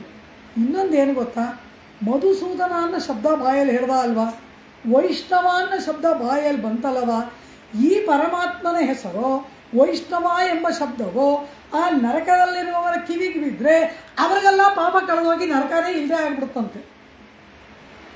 ಅವ್ರಿಗಿನ್ನೂ ಪಾಪ ಇದೆ, ಅವರೆಲ್ಲ ಅನುಭವಿಸ್ಬೇಕು ನರಕ ಯಾತನೇನ. ಇವನ್ ಮಧುಸೂದನ ಅಂತ ಹೇಳೋ ಶಬ್ದ ಏನಾದರೂ ಅವ್ರ ಕಿವಿಗೆ ಬಿದ್ದರೆ ಅವ್ರ ಪಾಪ ಎಲ್ಲ ಪರಿಹಾರ ಆಗೋಗುತ್ತೆ, ನರಕ ವಿಲ್ ಬಿಕಮ್ ಎಂಟಿ. ಅದಕ್ಕೆ ಮೆಲ್ಲಿಗೆ ಹೇಳ್ತಾನಂತೆ, ನರಕ ಯಾತನೆ ಅನುಭವಿಸ್ತಾ ಇದ್ದಾರಲ್ಲ ಅವ್ರ ಕಿವಿಗೆ ಕೇಳಿಸ್ಬಾರ್ದು ಅಂತ. ತೊಂಡರಡಿಪಿಡಿಯಾಳ್ವಾರ್ ತಮ್ಮ ತಿರುಮಾಲೈ ಎಂಬ ಗ್ರಂಥದಲ್ಲಿ ಒಂದು ಚರಿತ್ರೆಯನ್ನು ಅದ್ಭುತವಾಗಿ ಹೇಳ್ತಾರೆ. நமனும் முற்கலனும் பேச நரக்கில் நின்னார்கள் கேட்க ನರಕಮೇಶ್ವರ್ಕಮಾಹುಂ ನಾಮಂಗಳುಡೆಯ ನಂಬಿ. ಎಷ್ಟು ಚೆನ್ನಾಗಿ ಹೇಳ್ತಾರೆ. ಮುದ್ಗಲ ಅಂತ ಒಬ್ಬ ರಾಜ, ಅವನನ್ನು ಯಮಲೋಕಕ್ಕೆ ಬಂದ್ಬಿಡ್ತಾರೆ. ಅವನು ಜಗಳ ಆಡ್ತಾನೆ ಯಮನ ಹತ್ರ, ನಾನೇನು ಪಾಪ ಮಾಡಿದ್ದೀನಿ ಅಂತ ನನ್ನನ್ನು ಇಲ್ಲಿ ಕರ್ಕೊಂಬಂದಿದೀಯಾ, ನಾನು ವಿಷ್ಣು ಭಕ್ತ, ನನ್ನನ್ನು ಯಾಕೆ ಇಲ್ಲಿ ಕರ್ಕೊಂಬಂದೆ ಅಂತ ಯಮನಿಗೂ ಆ ಮುದ್ಗಲನಿಗೂ ಸಂವಾದ. ಆ ಸಂವಾದದ ನಡುವಿನಲ್ಲಿ ಕೇಶವ, ನಾರಾಯಣ, ಗೋವಿಂದ ಅಂತಲೂ ಶಬ್ದಗಳೆಲ್ಲ ಬರುತ್ತೆ. ಈ ಶಬ್ದಗಳನ್ನು ಕೇಳಿದವರು ಆ ನರಕದಲ್ಲಿ ಯಮನಿಂದ ಆ ನರಕಯಾತನೆಯನ್ನು ಶಿಕ್ಷೆಯನ್ನು ಅನುಭವಿಸ್ತಾ ಇದ್ದವರೆಲ್ಲರೂ ಕೂಡ ನಮನು ಮುರ್ಕಲನು ಪೇಶ ಇವರಿಬ್ಬರು ಮಾತಾಡ್ತಾ ಇರೋದನ್ನೆಲ್ಲ ನರಕಿಲ್ ನಿನ್ನಾರ್ಗಳ್ ನರಕದಲ್ಲಿ ಇರುವವರೆಲ್ಲರೂ ಕೇಳಿದ ಕೂಡಲೇ ಈ ಯಮ ಕೊಡೋ ಶಿಕ್ಷೆಯಿಂದ ಅವ್ರಿಗೆ ಯಾತ್ರೆನೇ ಆಗಲಿಲ್ವಂತೆ. ನರಕಮೇ ಸುವರ್ಕಮಾಹುಂ ನರಕನೇ ಸ್ವರ್ಗ ಆಗೋಯ್ತಂತೆ. ನಾಮಂಗಳುಡೆಯ ನಂಬಿ ಇಂತಹ ನಾಮಗಳನ್ನು ಉಳ್ಳವನು ಈ ಪರಮಾತ್ಮನಲ್ಲವ. ಅದಕ್ಕಾಗಿ ಯಮ ಎಲ್ಲಿ ನರಕದಲ್ಲಿ ಈ ಶಿಕ್ಷೆ ಅನುಭವಿಸ್ತಾರಲ್ಲ, ಸ್ವರ್ಗ ಆಗ್ಬಿಟ್ರೆ ಏನು ಮಾಡೋದು, ಯಾರಿಗೆ ಶಿಕ್ಷೆ ಕೊಡೋದು, ಅವ್ರಿಗೆ ದಂಡನೆ ಕೊಡಬೇಕಲ್ವ ಪಾಪ ಮಾಡಿದವ್ರಿಗೆ. ಅದಕ್ಕಾಗಿ ಇವರ ಕಿವಿಯಲ್ಲಿ ರಹಸ್ಯವಾಗಿ ಹೇಳ್ತಾರಂತೆ, ವದತಿ ಯಮತ್ತಸ್ಯ ಕರ್ಣಮೂಲೆ ಕಿವಿಯ ಬುಡದಲ್ಲಿ ತನ್ನ ಭಟರನ್ನು ಕರೆದು ಇವನು ಹೇಳ್ತಾರಂತೆ, ಹೌದಾ ವೈಷ್ಣವರು ಅಂತ ನಾನು ಹ್ಯಾಕೆ ತಿಳ್ಕೊಳ್ಳಿ, ಈ ಭಟರು ಕೇಳ್ತಾರಂತೆ. ವಿಷ್ಣು ಪುರಾಣದಲ್ಲಿ ಯಮಕಿಂಕರ ಸಂವಾದ ಅಂತ ಒಂದು ಅಧ್ಯಾಯ, ಯಮನು ಯಮ ಭಟರು ಮಾತಾಡ್ತಾರೆ, ನರಕದ ವರ್ಣನೆ ಎಲ್ಲ ಇದೆ. ಆ ಯಮಕಿಂಕರ ಸಂವಾದದಲ್ಲಿ ಇದೆಲ್ಲ ಬರುತ್ತೆ. ಆಗ ಆ ಯಮ ಭಟರು ಕೇಳ್ತಾನಂತೆ. ಆಗ ಯಮ ಹೇಳ್ತಾನಂತೆ, ಕಮಲ ನಯನ ವಾಸುದೇವ ವಿಷ್ಣು ಧರಣಿಧರಾಚ್ಯುತ ಶಂಖಚಕ್ರಪಾಣೇ ಭವಶರಣಮಿತೀರಯಂತಿ ಯೋ ವೈತ್ಯಜ ಭಟ ದೂರತರೇಣ ತಾನಪಾರ್ಪಾನ್. ಯಾರು? ಪುಂಡರೀಕಾಕ್ಷ, ಕಮಲನಯನ, ವಾಸುದೇವ, ವಿಷ್ಣು, ಭೂಮಿಪತೆ ಎಂಬುದಾಗಿ ಅನವರತ ಯಾರು ಆ ಪರಮಾತ್ಮನ ನಾಮಗಳನ್ನು ಉಚ್ಚಾರಣೆ ಮಾಡ್ತಾ ಇರ್ತಾರೋ, ಹೇ ಶಂಖಚಕ್ರ ಗದಾಪಾಣಿ ನಿನ್ನ ಪಾದಾರವಿಂದಗಳಲ್ಲಿ ಶರಣು ಶರಣು ಎಂಬುದಾಗಿ ಯಾರೇ ಹೇಳ್ತಾ ಇರ್ತಾರೋ ಅವರನ್ನು ದೂರದಿಂದಲೇ ನೋಡಿ ಅವರನ್ನು ನಮಸ್ಕಾರ ಮಾಡಿಬಿಟ್ಟು ಬನ್ನಿ. ಸರಿ, ಅವ್ರ ಹತ್ರ ಹೋಗ್ಬೇಡ ಅಂತ ಹಾಗೆ ಬಂದ್ಬಿಡ್ಬೇಡಿ, ದೊಡ್ಡ ಅಪಚಾರ, ನಾಳೆ ಅದು ನನ್ನ ಕುತ್ತಿಗೆಗೆ ಬರುತ್ತೆ, ನಮಸ್ಕಾರ ಮಾಡಿಬಿಟ್ಟು ಬನ್ನಿ ಅಂತಾನೆ. ಅಹಂ ಅಮರಗಣಾರ್ಚಿತೇನ ಧಾತ್ರ ಯಮ ಇತಿ ಲೋಕಹಿತಾಹಿತೇ ನಿಯುಕ್ತ. ನಾನು ಧಾತ, ಅಲ್ಲಿ ಯಮೋ ವೈವಸ್ವತೋ ರಾಜ ಎಂಬುದಾಗಿ ಹೇಳಲ್ಪಟ್ಟಿದೆ. ಈ ಯಮ ಪಾಪ ಪುಣ್ಯಗಳನ್ನು ಪರಿಶೀಲನೆ ಮಾಡಿ ಯಾರು ನಡೆಸಿದ್ರು ಮೊದಲು ಯಮಲೋಕಕ್ಕೆ ಹೋಗಬೇಕು. ಅಲ್ಲಿ ಯಮ ಹೇಳ್ತಾನೆ, ಪುಣ್ಯ ಇರೋದ್ರಿಂದ ಸ್ವರ್ಗಕ್ಕೆ ಹೋಗು, ಪಾಪ ಇರೋದ್ರಿಂದ ಇಲ್ಲಿರು ಅಂತ ಸ್ವರ್ಗಕ್ಕೆ ಕಳಿಸೋನು ಯಮನೇ. ಆ ಧರ್ಮಾಧ್ಯಕ್ಷನಾದವನು ಯಮ. ಯಮೋ ವೈವಸ್ವತೋ ರಾಜ ಅಂತೆಲ್ಲ ಹೇಳ್ತೇವೆ ಆ ಶ್ಲೋಕಗಳು. ಆ ರೀತಿ ಆ ಯಮ ಇದನಲ್ಲ ಅವನು ಹೇಳ್ತಾನೆ, ಹರಿ ಗುರು ವಶಗೋಸ್ಮಿ ನ ಸ್ವತಂತ್ರ, ನಾನು ವಿಷ್ಣು ಭಕ್ತರಿಗೆ ವಶನಾದವನು, ವಿಷ್ಣುವಿಗೆ ವಶನಾದವನು, ವಿಷ್ಣು ಭಕ್ತರಿಗೆ ವಶನಾದವನು, ನ ಸ್ವತಂತ್ರ, ನಾನು ಸ್ವತಂತ್ರನಲ್ಲ. ಪ್ರಭವತಿ ಸಂಯಮೇನ ಮಮಾಪಿ ವಿಷ್ಣು, ನನ್ನನ್ನೂ ಕೂಡ ನಿಯಮನ ಮಾಡುವವನು ವಿಷ್ಣು ಎಂಬುದಾಗಿ ಯಮ ಹೇಳ್ತಾನೆ. ಹೀಗೆ ಎಲ್ಲ ದೇವತೆಗಳನ್ನು ನಿಯಮನ ಮಾಡುವ ಪರಮಾತ್ಮ, ಅವನ ಭಕ್ತರು ಆ ಪರಮಾತ್ಮನನ್ನು ನಿಯಮನ ಮಾಡ್ತಾರೆ ತಮ್ಮ ಭಕ್ತಿಯಿಂದ. ಅಂತಹ ಭಾಗವತೋತ್ತಮರಿಗೆ ಸಕಲ ದೇವತೆಗಳು ಕೂಡ ಭಕ್ತಿಯಿಂದ ನಮಸ್ಕಾರ ಮಾಡಿ ಎಲ್ಲಿ ಏನು ಅಪಚಾರ ಆಗಿಬಿಡುತ್ತೋ ಅಂತ ಭಯದಿಂದ ಅವರ ಬಳಿ ನಡೆದುಕೊಳ್ತಾರೆ. ತಿರುಮಂಗೈ ಆಳ್ವಾರ್ ತುಂಬ ಚೆನ್ನಾಗಿ ಹೇಳ್ತಾರೆ. ಅದ್ಭುತವಾಗಿ ತಿರುಮಂಗೈ ಆಳ್ವಾರರ ಒಂದು ಪಾಶುರ ಅವರು ಎಷ್ಟು ಚೆನ್ನಾಗಿ ಹೇಳ್ತಾರೆ ಅಂದರೆ, வெள்ள நீர் வெள்ளத்தணைந்தரவணை மேல் துள்ளு நீர் மெள்ளத்து இன்ன பெருமானே வள்ளலே உந்தமர்க்கென்று நமந்தமர் கள்ளர் போಲ್ ಕಣ್ಣಪುರತ್ತುರೆಯಮ್ಮನೇ. ತಿರುಕಣ್ಣಪುರದಲ್ಲಿ ವಿಜಯ ಮಾಡಿರ್ತಕ್ಕಂತಹ ಶೌರ್ಯರಾಜ ಪರಮಾತ್ಮನನ್ನು ಕೊಂಡಾಡ್ತಾ ಪಾಶುರ ಹಾಡ್ತಾರೆ ತಿರುಮಂಗೈ ಆಳ್ವಾರ್. ಅವ್ರು ಹೇಳ್ತಾರೆ, ಉಂತಮರ್ಕ್ಕೆ ನಮಂತಮರ್ ಕಳ್ಳರ್ ಪೋಲ್ ಕಣ್ಣಪುರತ್ತುರೆಯಮ್ಮನೇ. ಆ ನಿನ್ನ ಭಕ್ತರನ್ನು ನೋಡಿದರೆ ಶಿಕ್ಷೆ ಕೊಡುವವನನ್ನು ಕಂಡ ಹಾಗೆ ಈ ಯಮಭಟರು ಕಳ್ಳರಂತೆ ತಲೆ ತಪ್ಪಿಸಿಕೊಂಡು ಓಡ್ತಾರಲ್ವಾ ಪರಮಾತ್ಮ ಎಂಬುದಾಗಿ ತಿರುಮಂಗೈ ಆಳ್ವಾರ ಹಾಡ್ತಾರೆ. ತೊಂಡರಡಿಪುಡಿ ಆಳ್ವಾರ್ ಇನ್ನೂ ಚೆನ್ನಾಗಿ ಹೇಳಿದರು. ಶ್ರೀರಂಗನಾಥನ ಮುಂದೆ ನಿಂತು ತಿರುಮಾಲೈ ಪಾಶುರವನ್ನು ಹಾಡ್ತಾರೆ ತೊಂಡರಡಿಪುಡಿ ಆಳ್ವಾರ್. ಏನು ಹೇಳ್ತಾರೆ ಗೊತ್ತಾ? ಪರಮಾತ್ಮನನ್ನು ನೋಡಿ, ಏನಿದು ಹೀಗೆ ಮಲಗಿದೀಯಾ ನೀನು? ಯಾವಾಗ ನೋಡು ಹಾವಿನ ಹಾಸಿಗೆ ಮೇಲೆ ಮಲ್ಕೊಂಡಿದ್ಯಾ, ಒಳ್ಳೆ ರೋಗ ಬಂದ ಒಂಥರ. ಪರಮಾತ್ಮನನ್ನು ನೋಡಿ ಹೇಳ್ತಾರೆ, ಇವ್ರ ಭಕ್ತಿ ಅಷ್ಟು ದೊಡ್ಡದು. ನನ್ನನ್ನು ನೋಡು ಹೇಗಿದ್ದೀನಿ ಅಂತಾರೆ. ಹೇಗಿದ್ದೀರಾ ಆಳ್ವಾರರೇ?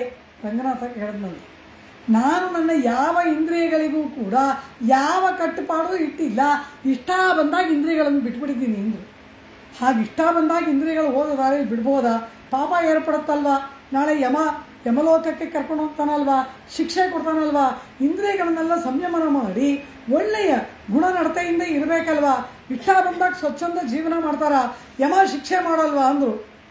ನನ್ನ ಇಂದ್ರಿಯಗಳಿಗೆ ಕಾವಲೇ ಇಟ್ಟಿಲ್ಲ ನಾನು ಅಂದ್ಬಿಟ್ಟು. ಯಮನ್ ಭಯ ಇಲ್ವಾ ಅಂದರು. ಕಾವಲಿಲ್ ಪುಲನೆ ವೈತೆ ಕಲಿಧನ್ನೈ ಕಡಕ್ಕಪ್ಪಾಯ್ந்து நாவலிட்டுழிதரை இன்னோம் நமன் தமர் தலைகள் மீದೇ. ಯಾವ ಇಂದ್ರಿಯಗಳಿಗೂ ಕಟ್ಟುಕಾವಲು ಇಟ್ಟಿಲ್ಲ ನಾನು. ಕಾವಲ್ ಇಲ್, ಪುಲನ್ ಅಂದರೆ ಇಂದ್ರಿಯಗಳು. ಕಾವಲ್ ಇಲ್ ಪುಲನೈ ವೈತು, ಇಂದ್ರಿಯಗಳಿಗೆ ಕಾವಲು ಕಟ್ಟೆ ಇಟ್ಟಿಲ್ಲ. ಕಲಿದನ್ನೇ ಕಡಕ್ಕಪ್ಪ ಎಂದು, ಆ ಕಲಿ ಬಗ್ಗೆ ನಾನು ಯೋಚನೆ ಮಾಡೋಲ್ಲ. ಕಲಿಪುರುಷ ಇದಾನ, ಕಲಿಯುಗ ಇದೆಯಾ, ಇದ್ಕೊಂಡು ಹೋಗ್ಲಿ ಅವನು ಯಾವುದೋ ಕಡೆ, ನನಗೆ ಅವನ ಬಗ್ಗೆ ಭಯನೇ ಇಲ್ಲ, ಚಿಂತೆ ಇಲ್ಲ. ಅನಂತರ ಹೇಗಿದ್ದೀರಾ? ನಮನ್ ತಮರ್ ತಲೆಗಳ ಮೀದೆ.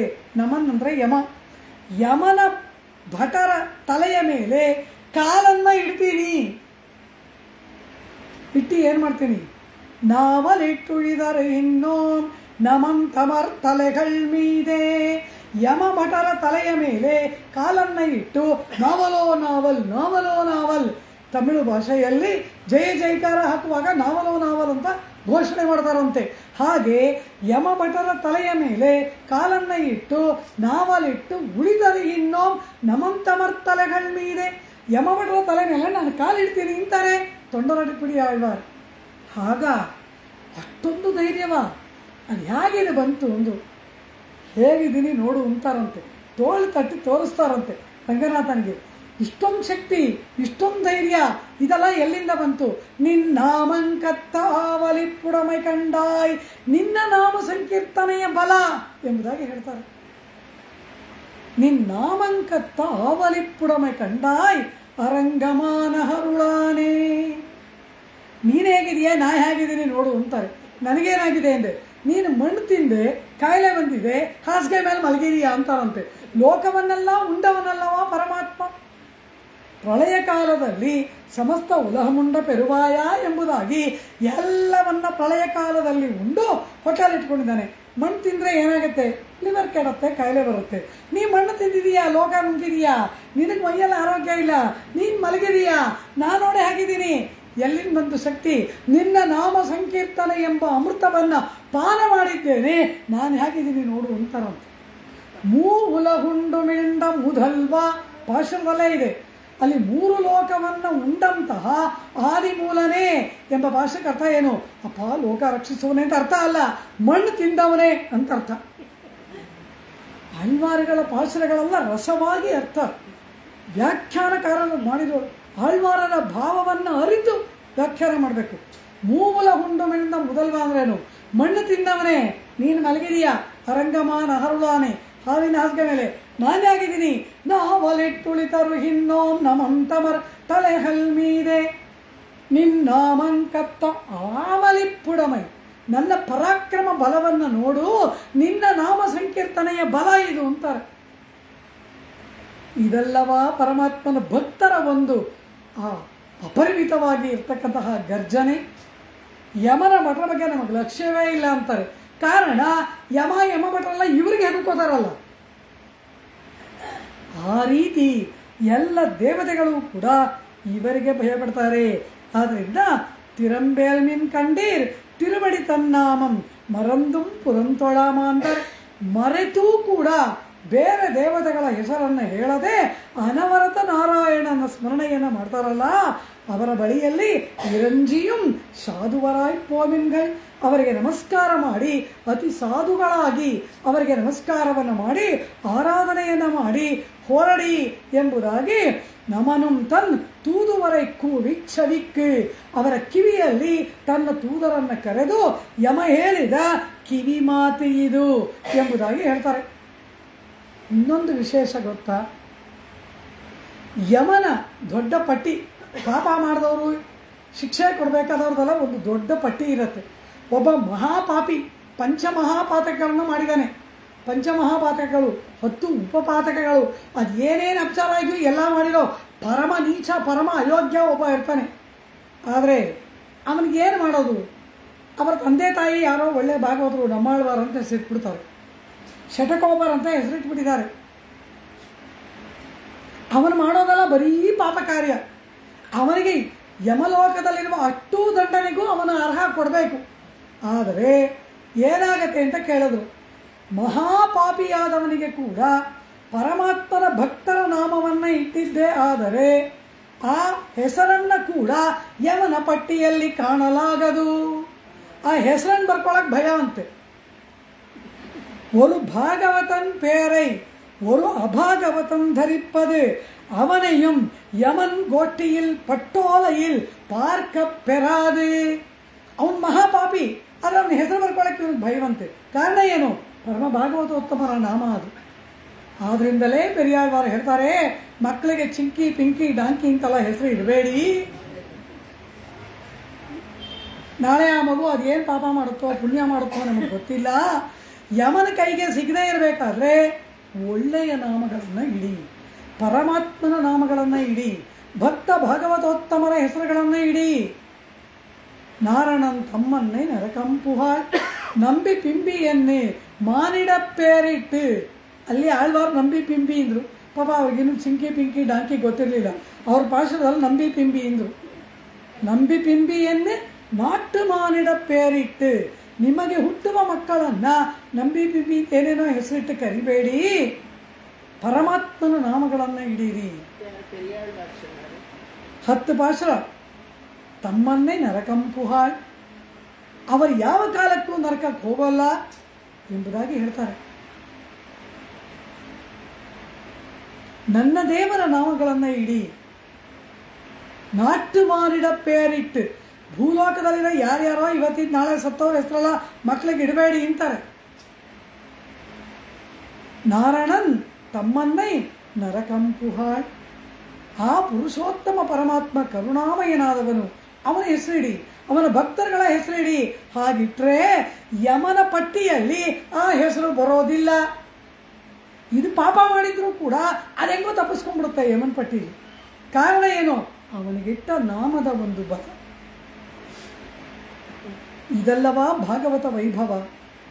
ಇದೆಲ್ಲವಾ ಪರಮಾತ್ಮ ತನ್ನ ಭಕ್ತರಿಗೆ ಕೊಟ್ಟ ಸ್ಥಾನ, ಇದೆಲ್ಲವಾ ತನ್ನ ಭಕ್ತರನ್ನು ಪರಮಾತ್ಮ ಆದರಿಸುವ ರೀತಿ.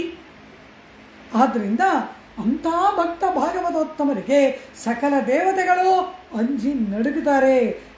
ಅವರೆಲ್ಲರೂ ಇವನಿಗೆ ನಮಸ್ಕಾರ ಮಾಡ್ತಾರೆ. ಇದೆಲ್ಲ ಆಳ್ವಾರ್ ಪಾಸ್ತ್ರಗಳು. ಆದರೆ ವೇದವೇ ತಸ್ಮೈ ದೇವಾಹ ಬಲಿಮಾವ ಅಂತ ಅಂದ್ಬಿಡ್ತು.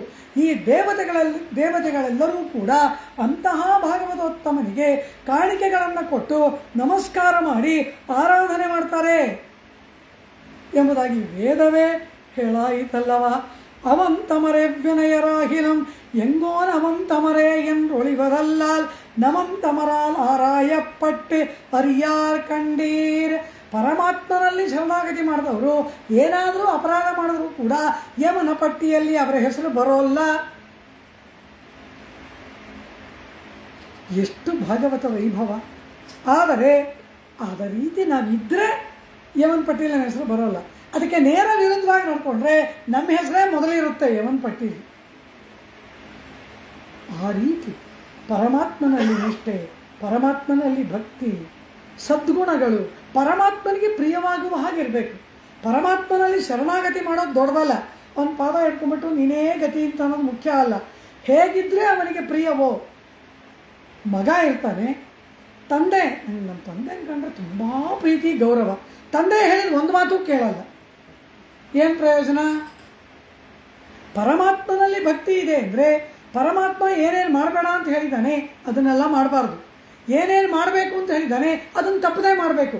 ಎಲ್ಲಿ ಹೇಳಿದ್ದಾನೆ ಪರಮಾತ್ಮ? ವೇದಗಳೇ ಪರಮಾತ್ಮನ ಮಾತುಗಳಲ್ಲವ. ಯಸ್ಯ ನಿಶ್ವಸಿತಂ ವೇದಾಹ, ಪರಮಾತ್ಮನ ಉಸಿರೇ ವೇದಗಳು. ಆ ವೇದಾದಿ ಶಾಸ್ತ್ರಗಳ ಮೂಲಕ ಇದು ನಿಷಿದ್ಧ, ಇದು ತ್ಯಾಜ್ಯ ಅಂದರೆ ಆ ಪರಮಾತ್ಮ ಡೂಸ್ ಆ್ಯಂಡ್ ಡೋಂಟ್ಸ್, ಯಾವುದು ವಿಧಿ, ಯಾವುದು ನಿಷೇಧ, ಯಾವುದನ್ನು ಮಾಡಲೇಬೇಕು, ಯಾವುದನ್ನು ಮಾಡಲೇಬಾರದು ಪರಮಾತ್ಮ ಹೇಳ್ತಾನೆ. ನ ಕಳಂಜಂ ಭಕ್ಷಯೇತ್, ಈರುಳ್ಳಿ ಬೆಳ್ಳುಳ್ಳಿ ಎಲ್ಲ ತಿನ್ನಬಾರ್ದು ಅಂತ ಶಾಸ್ತ್ರ ಹೇಳುತ್ತೆ. ನಮ್ಮ ಮನೆಯಲ್ಲಿ ಬೆಳಗಾಕಿದ್ರೆ ಅದೇ ನಮ್ಮ ಮನೆ ಅಡುಗೆ ಮನೇಲಿರುತ್ತೆ. ಮಾಂಸ ತುಲ್ಯ ಅಂತ ಹೇಳಿದ್ದಾರೆ. ಕೆಲವುದಕ್ಕೆಲ್ಲ ಇಂತಿಂಥ ಮಾಂಸ ಅಂತ ಬೇರೆ ಹೇಳಿದ್ದಾರೆ.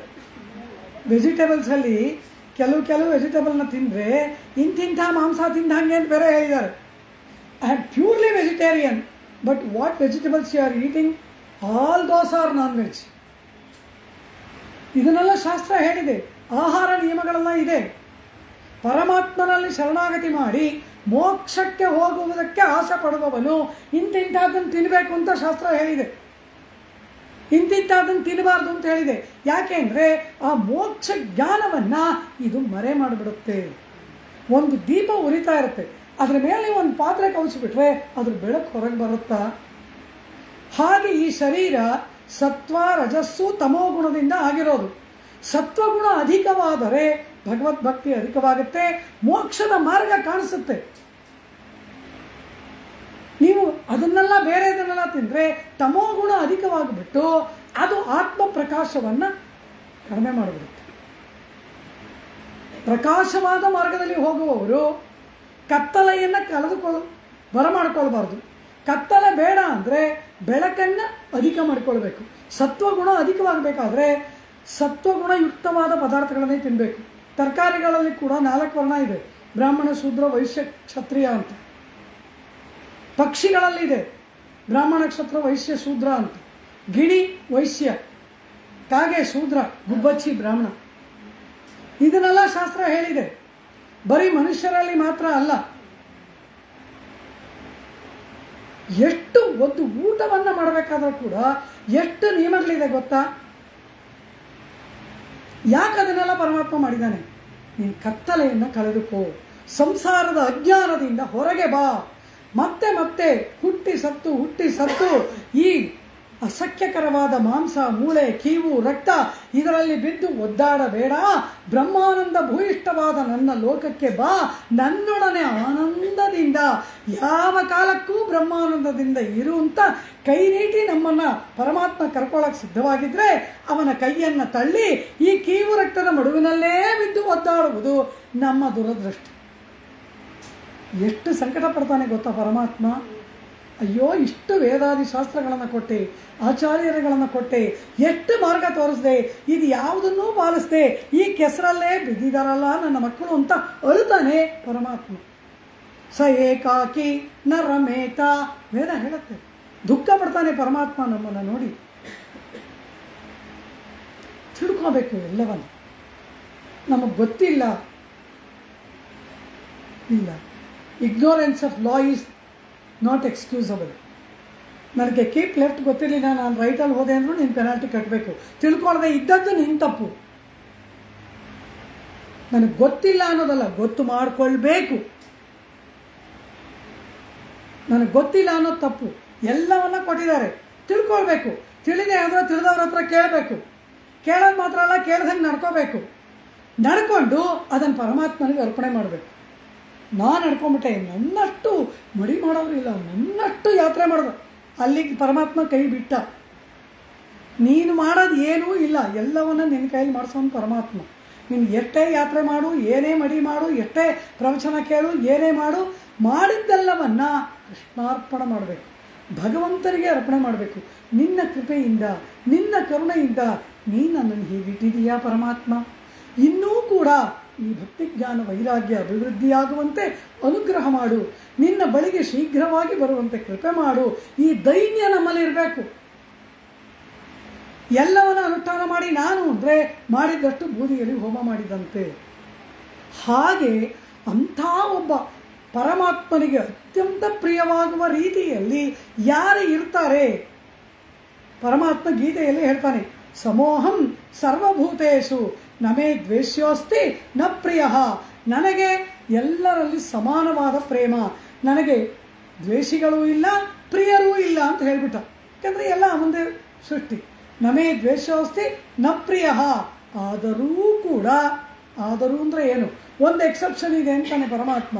ಎಲ್ಲದಕ್ಕೂ ಒಂದು ಎಕ್ಸೆಪ್ಷನ್ ಉಂಟಲ್ಲವ. ಸಮೋಹಂ ಸರ್ವಭೂತೇಷು ನಮೇ ದ್ವೇಷ್ಯೋಸ್ತಿ ನ ಪ್ರಿಯ. ಆದರೂ ಕೂಡ ಯೇ ಭಜಂತಿ ತುಮಾಂ ಭಕ್ತ್ಯಾ ಮಯಿತೆ ತೇಷು ಚಾಪ್ಯಹಂ. ಯಾರ ಅನವರತ ನನ್ನನ್ನು ಭಜಿಸುತ್ತಾರೆ ಅವರಲ್ಲಿ ನಾನು, ನನ್ನಲ್ಲಿ ಅವರು. ಉನ್ಮೈ ಕೊಂಡೆನ್ನುಳ್ ವೈತ್ತೇನ್ ಎನ್ನೆಯುಂ ಉನ್ನಿಲಿಟ್ಟೇನ್ ಎನ್ನಪ್ಪ ಎನ್ನಿರುಡಿ ಕೇಶ ಎನ್ನುಯಿರ್ ಕಾವಲನೇ.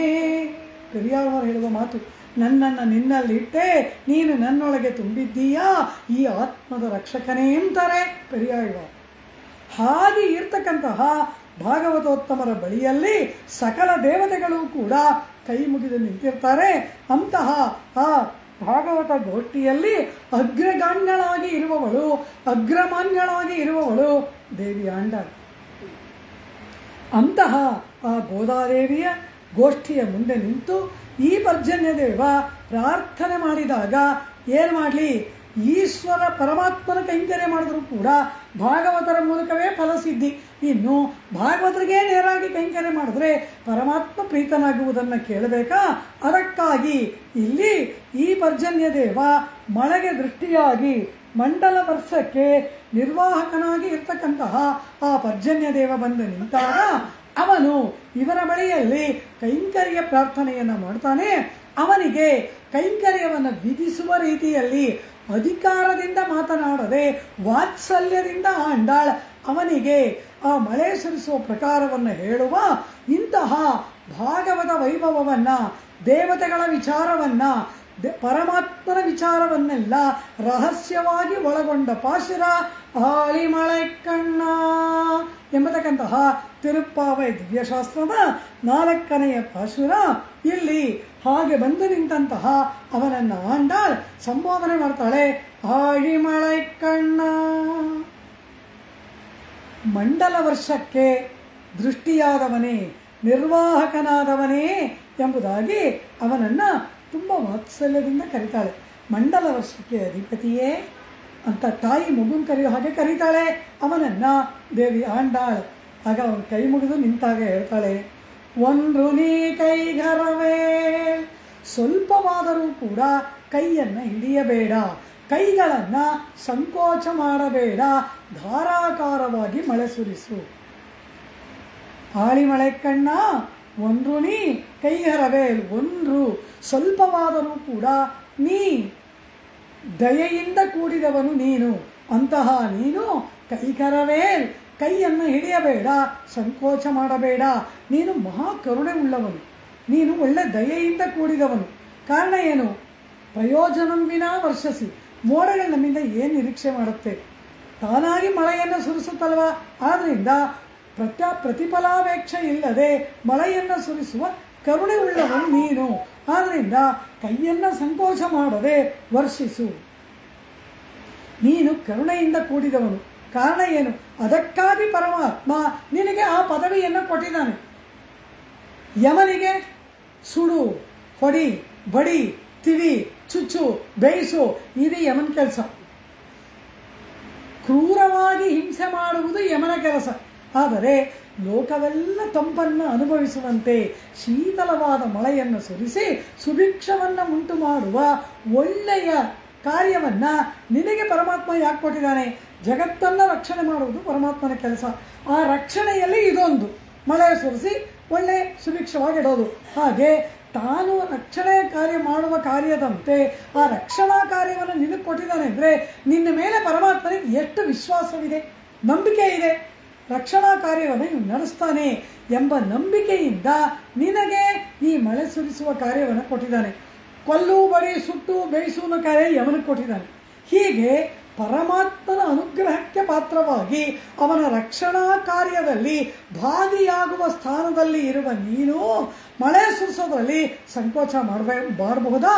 ಒಂದು ನೀ ಕೈಗರವೇ ಆಳಿ ಮಳೆ ಕಣ್ಣ, ಒಂದು ನೀ ಕೈಗರವೇಲ್ ಎಂಬುದಾಗಿ ಅವನನ್ನು ನೋಡಿ ಹೇಳಿದಾಗ ಅವನು ಹೇಳ್ತಾನಂತೆ ಪರ್ಜನ್ಯ ದೇವ, ಅಮ್ಮ ನಮಗೆ ಈ ಪದವಿಯನ್ನು ಕೊಟ್ಟಾಗ ನಮಗೇನು ಆಜ್ಞೆ ಮಾಡಿದ್ದಾರೆ? ಪಾಪಿಗಳ ನಾಡಲ್ಲಿ ವರ್ಷಿಸಬೇಡ, ಪುಣ್ಯಶಾಲಿಗಳಲ್ಲಿ ಮಾತ್ರ ಮಳೆಯನ್ನು ಕೊಡು ಅಂತ ಹೇಳಿದ್ದಾರೆ. ಬೆಂಗಳೂರಲ್ಲಿ ಮಳೆ ಸುರಿಸಬೇಡ, ಎಲ್ಲ ಬರೀ ಪಾಪಿಗಳು. ನಾವು ಏನು ಮಾಡ್ತಾ ಇದ್ದೀವಿ ಇಲ್ಲಿ? ಏನಾದರೂ ಒಂದು ನಮ್ಮನ್ನು ಯಾರು ಹೇಳೋದು ಬೇಡ, ನಮ್ಮನ್ನು ನಾವು ಕೇಳ್ಕೊಂಡ್ರೆ ಗೊತ್ತು ನಾವು ಏನು ಅನ್ನೋದು. ಬೇರೆ ಯಾರು ನಮ್ಮನ್ನು ಹೇಳಬೇಕಾಗಿಲ್ಲ, ಹಿಂಗೆ ಇಟ್ಕೊಂಡ್ರೆ ಗೊತ್ತಾಗುತ್ತೆ ನಾವು ಏನು ಅಂತ. ಪಾಪಿಗಳ ನಾಡಿನಲ್ಲಿ ವರ್ಷಿಸಬೇಡ, ಪುಣ್ಯಶಾಲಿಗಳ ನಾಡಿನಲ್ಲಿ ವರ್ಷಿಸು ಅಂತ ನಮಗೊಂದು ಕಟ್ಟಪ್ಪಣೆ ಇದೆಯಲ್ಲ, ಆಜ್ಞೆ ಇದೆಯಲ್ಲ, ನಾನು ಏನು ಮಾಡಲಿ ಇಂದ. ಆಂಡಾಳು ಹೇಳ್ತಾಳಂತೆ, ಒಂದು ನೀ ಕೈಗರವೇ. ಪರಮಾತ್ಮನ ಗೋಷ್ಠಿಯಲ್ಲಿ ಇರಬೇಕಾದ್ರೆ ನೀನು ಅವರು ಪಾಪಿಗಳು, ಇವರು ಪುಣ್ಯಶಾಲಿಗಳು, ಈ ವಿಭಾಗ ಎಲ್ಲ ಮಾಡ್ಕೊ. ನಾವೀಗ ಅಂತಃಪುರ ಗೋಷ್ಠಿ, ಪರಮಾತ್ಮನ ಪತ್ನಿಯರಲ್ಲವ ನಾವೆಲ್ಲ, ಇದು ಅಂತಃಪುರ ಗೋಷ್ಠಿ. ಅಂತಃಪುರ ಗೋಷ್ಠಿಯಲ್ಲಿ ತಾರತಮ್ಯ ಇಲ್ಲ. ಯಾಕೆ ಅಂದ್ಲು?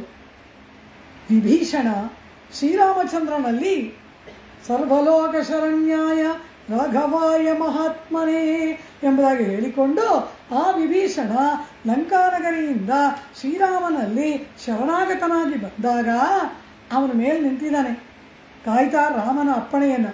ಇಲ್ಲಿ ಕೆಳಗಡೆ ಎಷ್ಟು ದೊಡ್ಡ ಚರ್ಚೆ ಗೊತ್ತಾ? ಅವನನ್ನು ಸೇರಿಸ್ಕೊಳ್ಳೇಬಾರದು ಅಂತ ಆ ಸುಗ್ರೀವನ ಸೈನ್ಯದಲ್ಲಿದ್ದ 10 ಕೋಟಿ ಕಪಿಗಳು ವಾದ ಮಾಡುತ್ತವೆ.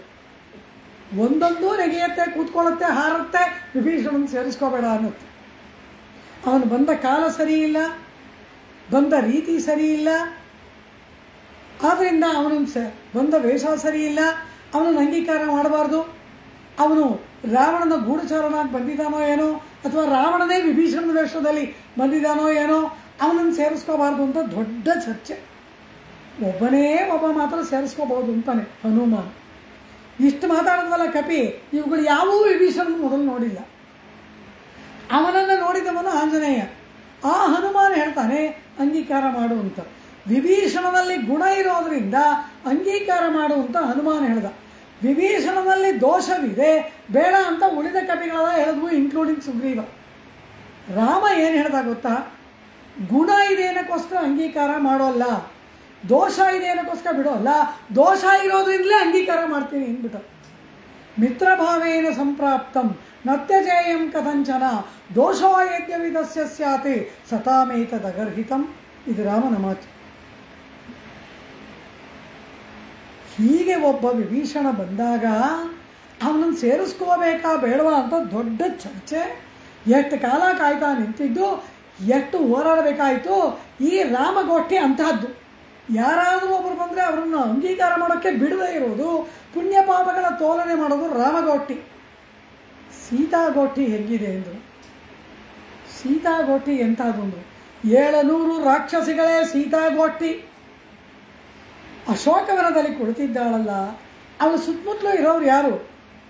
ಏಕಾಕ್ಷಿ, ಏಕಕರ್ಣಿ, ಒಬ್ಳಿಗೆ ಒಂದೇ ಕಿವಿ, ಒಬ್ಳಿಗೆ ಒಂದೇ ಕಣ್ಣು, ಇನ್ನೊಬ್ಳಿಗೆ 100 ಕೋರೆದಾಡೆ, ಇನ್ನೊಬ್ಳಿಗೆ ಹೊಟ್ಟೆಲ್ ತಲೆ, ಇವುಗಳೇ 700 ರಾಕ್ಷಸಿಯರಿದ್ದಾರೆ. ಇದೇ ಸೀತಾಗೋಷ್ಠಿ. ಸೀತಾಗೋಷ್ಠಿಗೆ ಸೀತೆ ಏನು ಮಾಡಿದ್ಲು? ಆ ತ್ರಿಜಟೆಗೆ ಒಂದು ಸ್ವಪ್ನ ಬಂತು. ರಾವಣ ಎಣ್ಣೆ ಕುಡಿತಾ ಕೆಂಪು ವಸ್ತ್ರವನ್ನು ತೊಟ್ಕೊಂಡು ಕತ್ತೆ ಮೇಲೆ ಕುಳಿತುಕೊಂಡು ದಕ್ಷಿಣ ದಿಕ್ಕಿಗೆ ಹೋಗೋ ಹಾಗೆ ಒಂದು ಸ್ವಪ್ನ ಕಂಡೆ ಅಂದು. ಇದನ್ನು ತ್ರಿಜಟೆ ಬಂದು ಹೇಳಿದ್ವೋ ಇಲ್ವೋ, ಆ 700 ಅಳಕ್ಕೆ ಪ್ರಾರಂಭ ಮಾಡಿಬಿಟ್ರು. ಇದು ರಾವಣನ ಮರಣ ಸೂಚಕ, ರಾವಣನ ಅಪಜಯದ ಸೂಚಕ ಇದು. ಆದ್ದರಿಂದ ಹೀಗೆ ಆ ರಾಮ ಬಂದು ರಾವಣನನ್ನು ವಧಿಸಿ ಅವನು ವಿಜಯರಾಘವನಾಗಿಬಿಟ್ರೆ ಈ ಸೀತೆ ಇಷ್ಟು ಪೀಡಿಸಿದ್ವಲ್ಲ, ನಮಗೆ ಏನು ಶಿಕ್ಷೆ ಕೊಡ್ತಾನೋ, ನಮ್ಮ ಸ್ಥಿತಿ ಏನಾಗುತ್ತೋ ಅಯ್ಯೋ ಅಂತ ಹೇಳಿ ಭಯದಿಂದ ನಡುಗಿ ಆ ರಾಕ್ಷಸರೆಲ್ಲ ಅಳ್ತಾ ಇದ್ದಾರೆ. ಇನ್ನೂ ರಾಮ ಬಂದೇ ಇಲ್ಲ. ಈಗ ತಾನೇ ತ್ರಿಜಟೆಗೆ ಸ್ವಪ್ನ. ಆ ಸ್ವಪ್ನವನ್ನು ಅವಳು ಹೇಳಿದಾಗ ಈ ರಾಕ್ಷಸಿಯರೆಲ್ಲ ಅಳ್ತಾ ಇದೆ. ಸೀತೆ ನೋಡೋದು, ದಿನ ಬಂದು ತನ್ನನ್ನು ಪೀಡಿಸುತ್ತವೆ. ರಾವಣನ ಮಂಚವನ್ನು ಏರು, ರಾವಣನ ಮಂಚವನ್ನು ಏರು ಅಂತ ಹೇಳಿ ರಾಮನನ್ನು ನಿಂದನೆ ಮಾಡಿ ರಾವಣನನ್ನು ಸೇರು ಅಂತ ಪೀಡಿಸತಕ್ಕಂತಹ ಈ 700 ಇವತ್ತೇನೂ ಪೀಡಿಸ್ತಾ ಇಲ್ಲ, ಎಲ್ಲ ಅಳ್ತಾ ಇದ್ದಾರಲ್ಲ, ಯಾಕೆ? ಕೇಳ್ತಾಳೆ, ಅಮ್ಮ ರಾಕ್ಷಸೀ ದೇವಿಯರೇ, ಎಷ್ಟು ಪ್ರೀತಿಯಿಂದ ಮಾತಾಡಿಸ್ತಾಳೆ ಗೊತ್ತಾ? ದಿನನಿತ್ಯ ಚಿತ್ರ ಹಿಂಸೆ ಸೀತೆಗೆ ಈ ರಾಕ್ಷಸಿಯರು. ಅವರನ್ನು ಕೇಳ್ತಾಳೆ, ಯಾಕಿವತ್ತು ನೀವೆಲ್ಲ ಅಳ್ತಾ ಇದ್ದೀರಾ? ಹೀಗೆ ನಮ್ಮ ತ್ರಿಜಟೆ ವಿಭೀಷಣನ ಪುತ್ರಿಗೆ ಒಂದು ಸ್ವಪ್ನವಾಯಿತು, ನಮ್ಮ ರಾವಣನಿಗೆ ಅಪಜಯ, ರಾಮ ಬಂದರೆ ಏನು ಮಾಡ್ತಾನೋ ಅಂತ ಭಯ ಎಂಬುದಾಗಿ ಹೇಳಿದಾಗ ಅವುಗಳು ಹೇಳುತ್ತವೆ ಅಷ್ಟೆ. ಕೂಡಲೇ ಸೀತೆ ಏನು ಹೇಳ್ತಾಳೆ ಗೊತ್ತಾ? ಭವೇಯಂ ಶರಣಂ ಹಿವಹ. ಅಮ್ಮ ರಾಕ್ಷಸ ಮಾತೆಯರೇ, ಅಂಜಬೇಡಿರಿ. ತ್ರಿಜಟೆಯ ಸ್ವಪ್ನ ಸತ್ಯವಾಗಿ ನನ್ನ ಪತಿಯಾದ ರಾಮ ಬಂದು ರಾವಣನಿಗೆ ಅಪಜಯವಾಗಿ ರಾಮ ವಿಜಯರಾಘವನಾಗಿ ಬಂದರೆ ಅವನಿಂದ ನಿಮ್ಮ ಕೂದಲು ಕೂಡ ಕೊಂಕದಂತೆ ನಿಮ್ಮನ್ನು ನಾನು ನೋಡ್ಕೋತೀನಿ.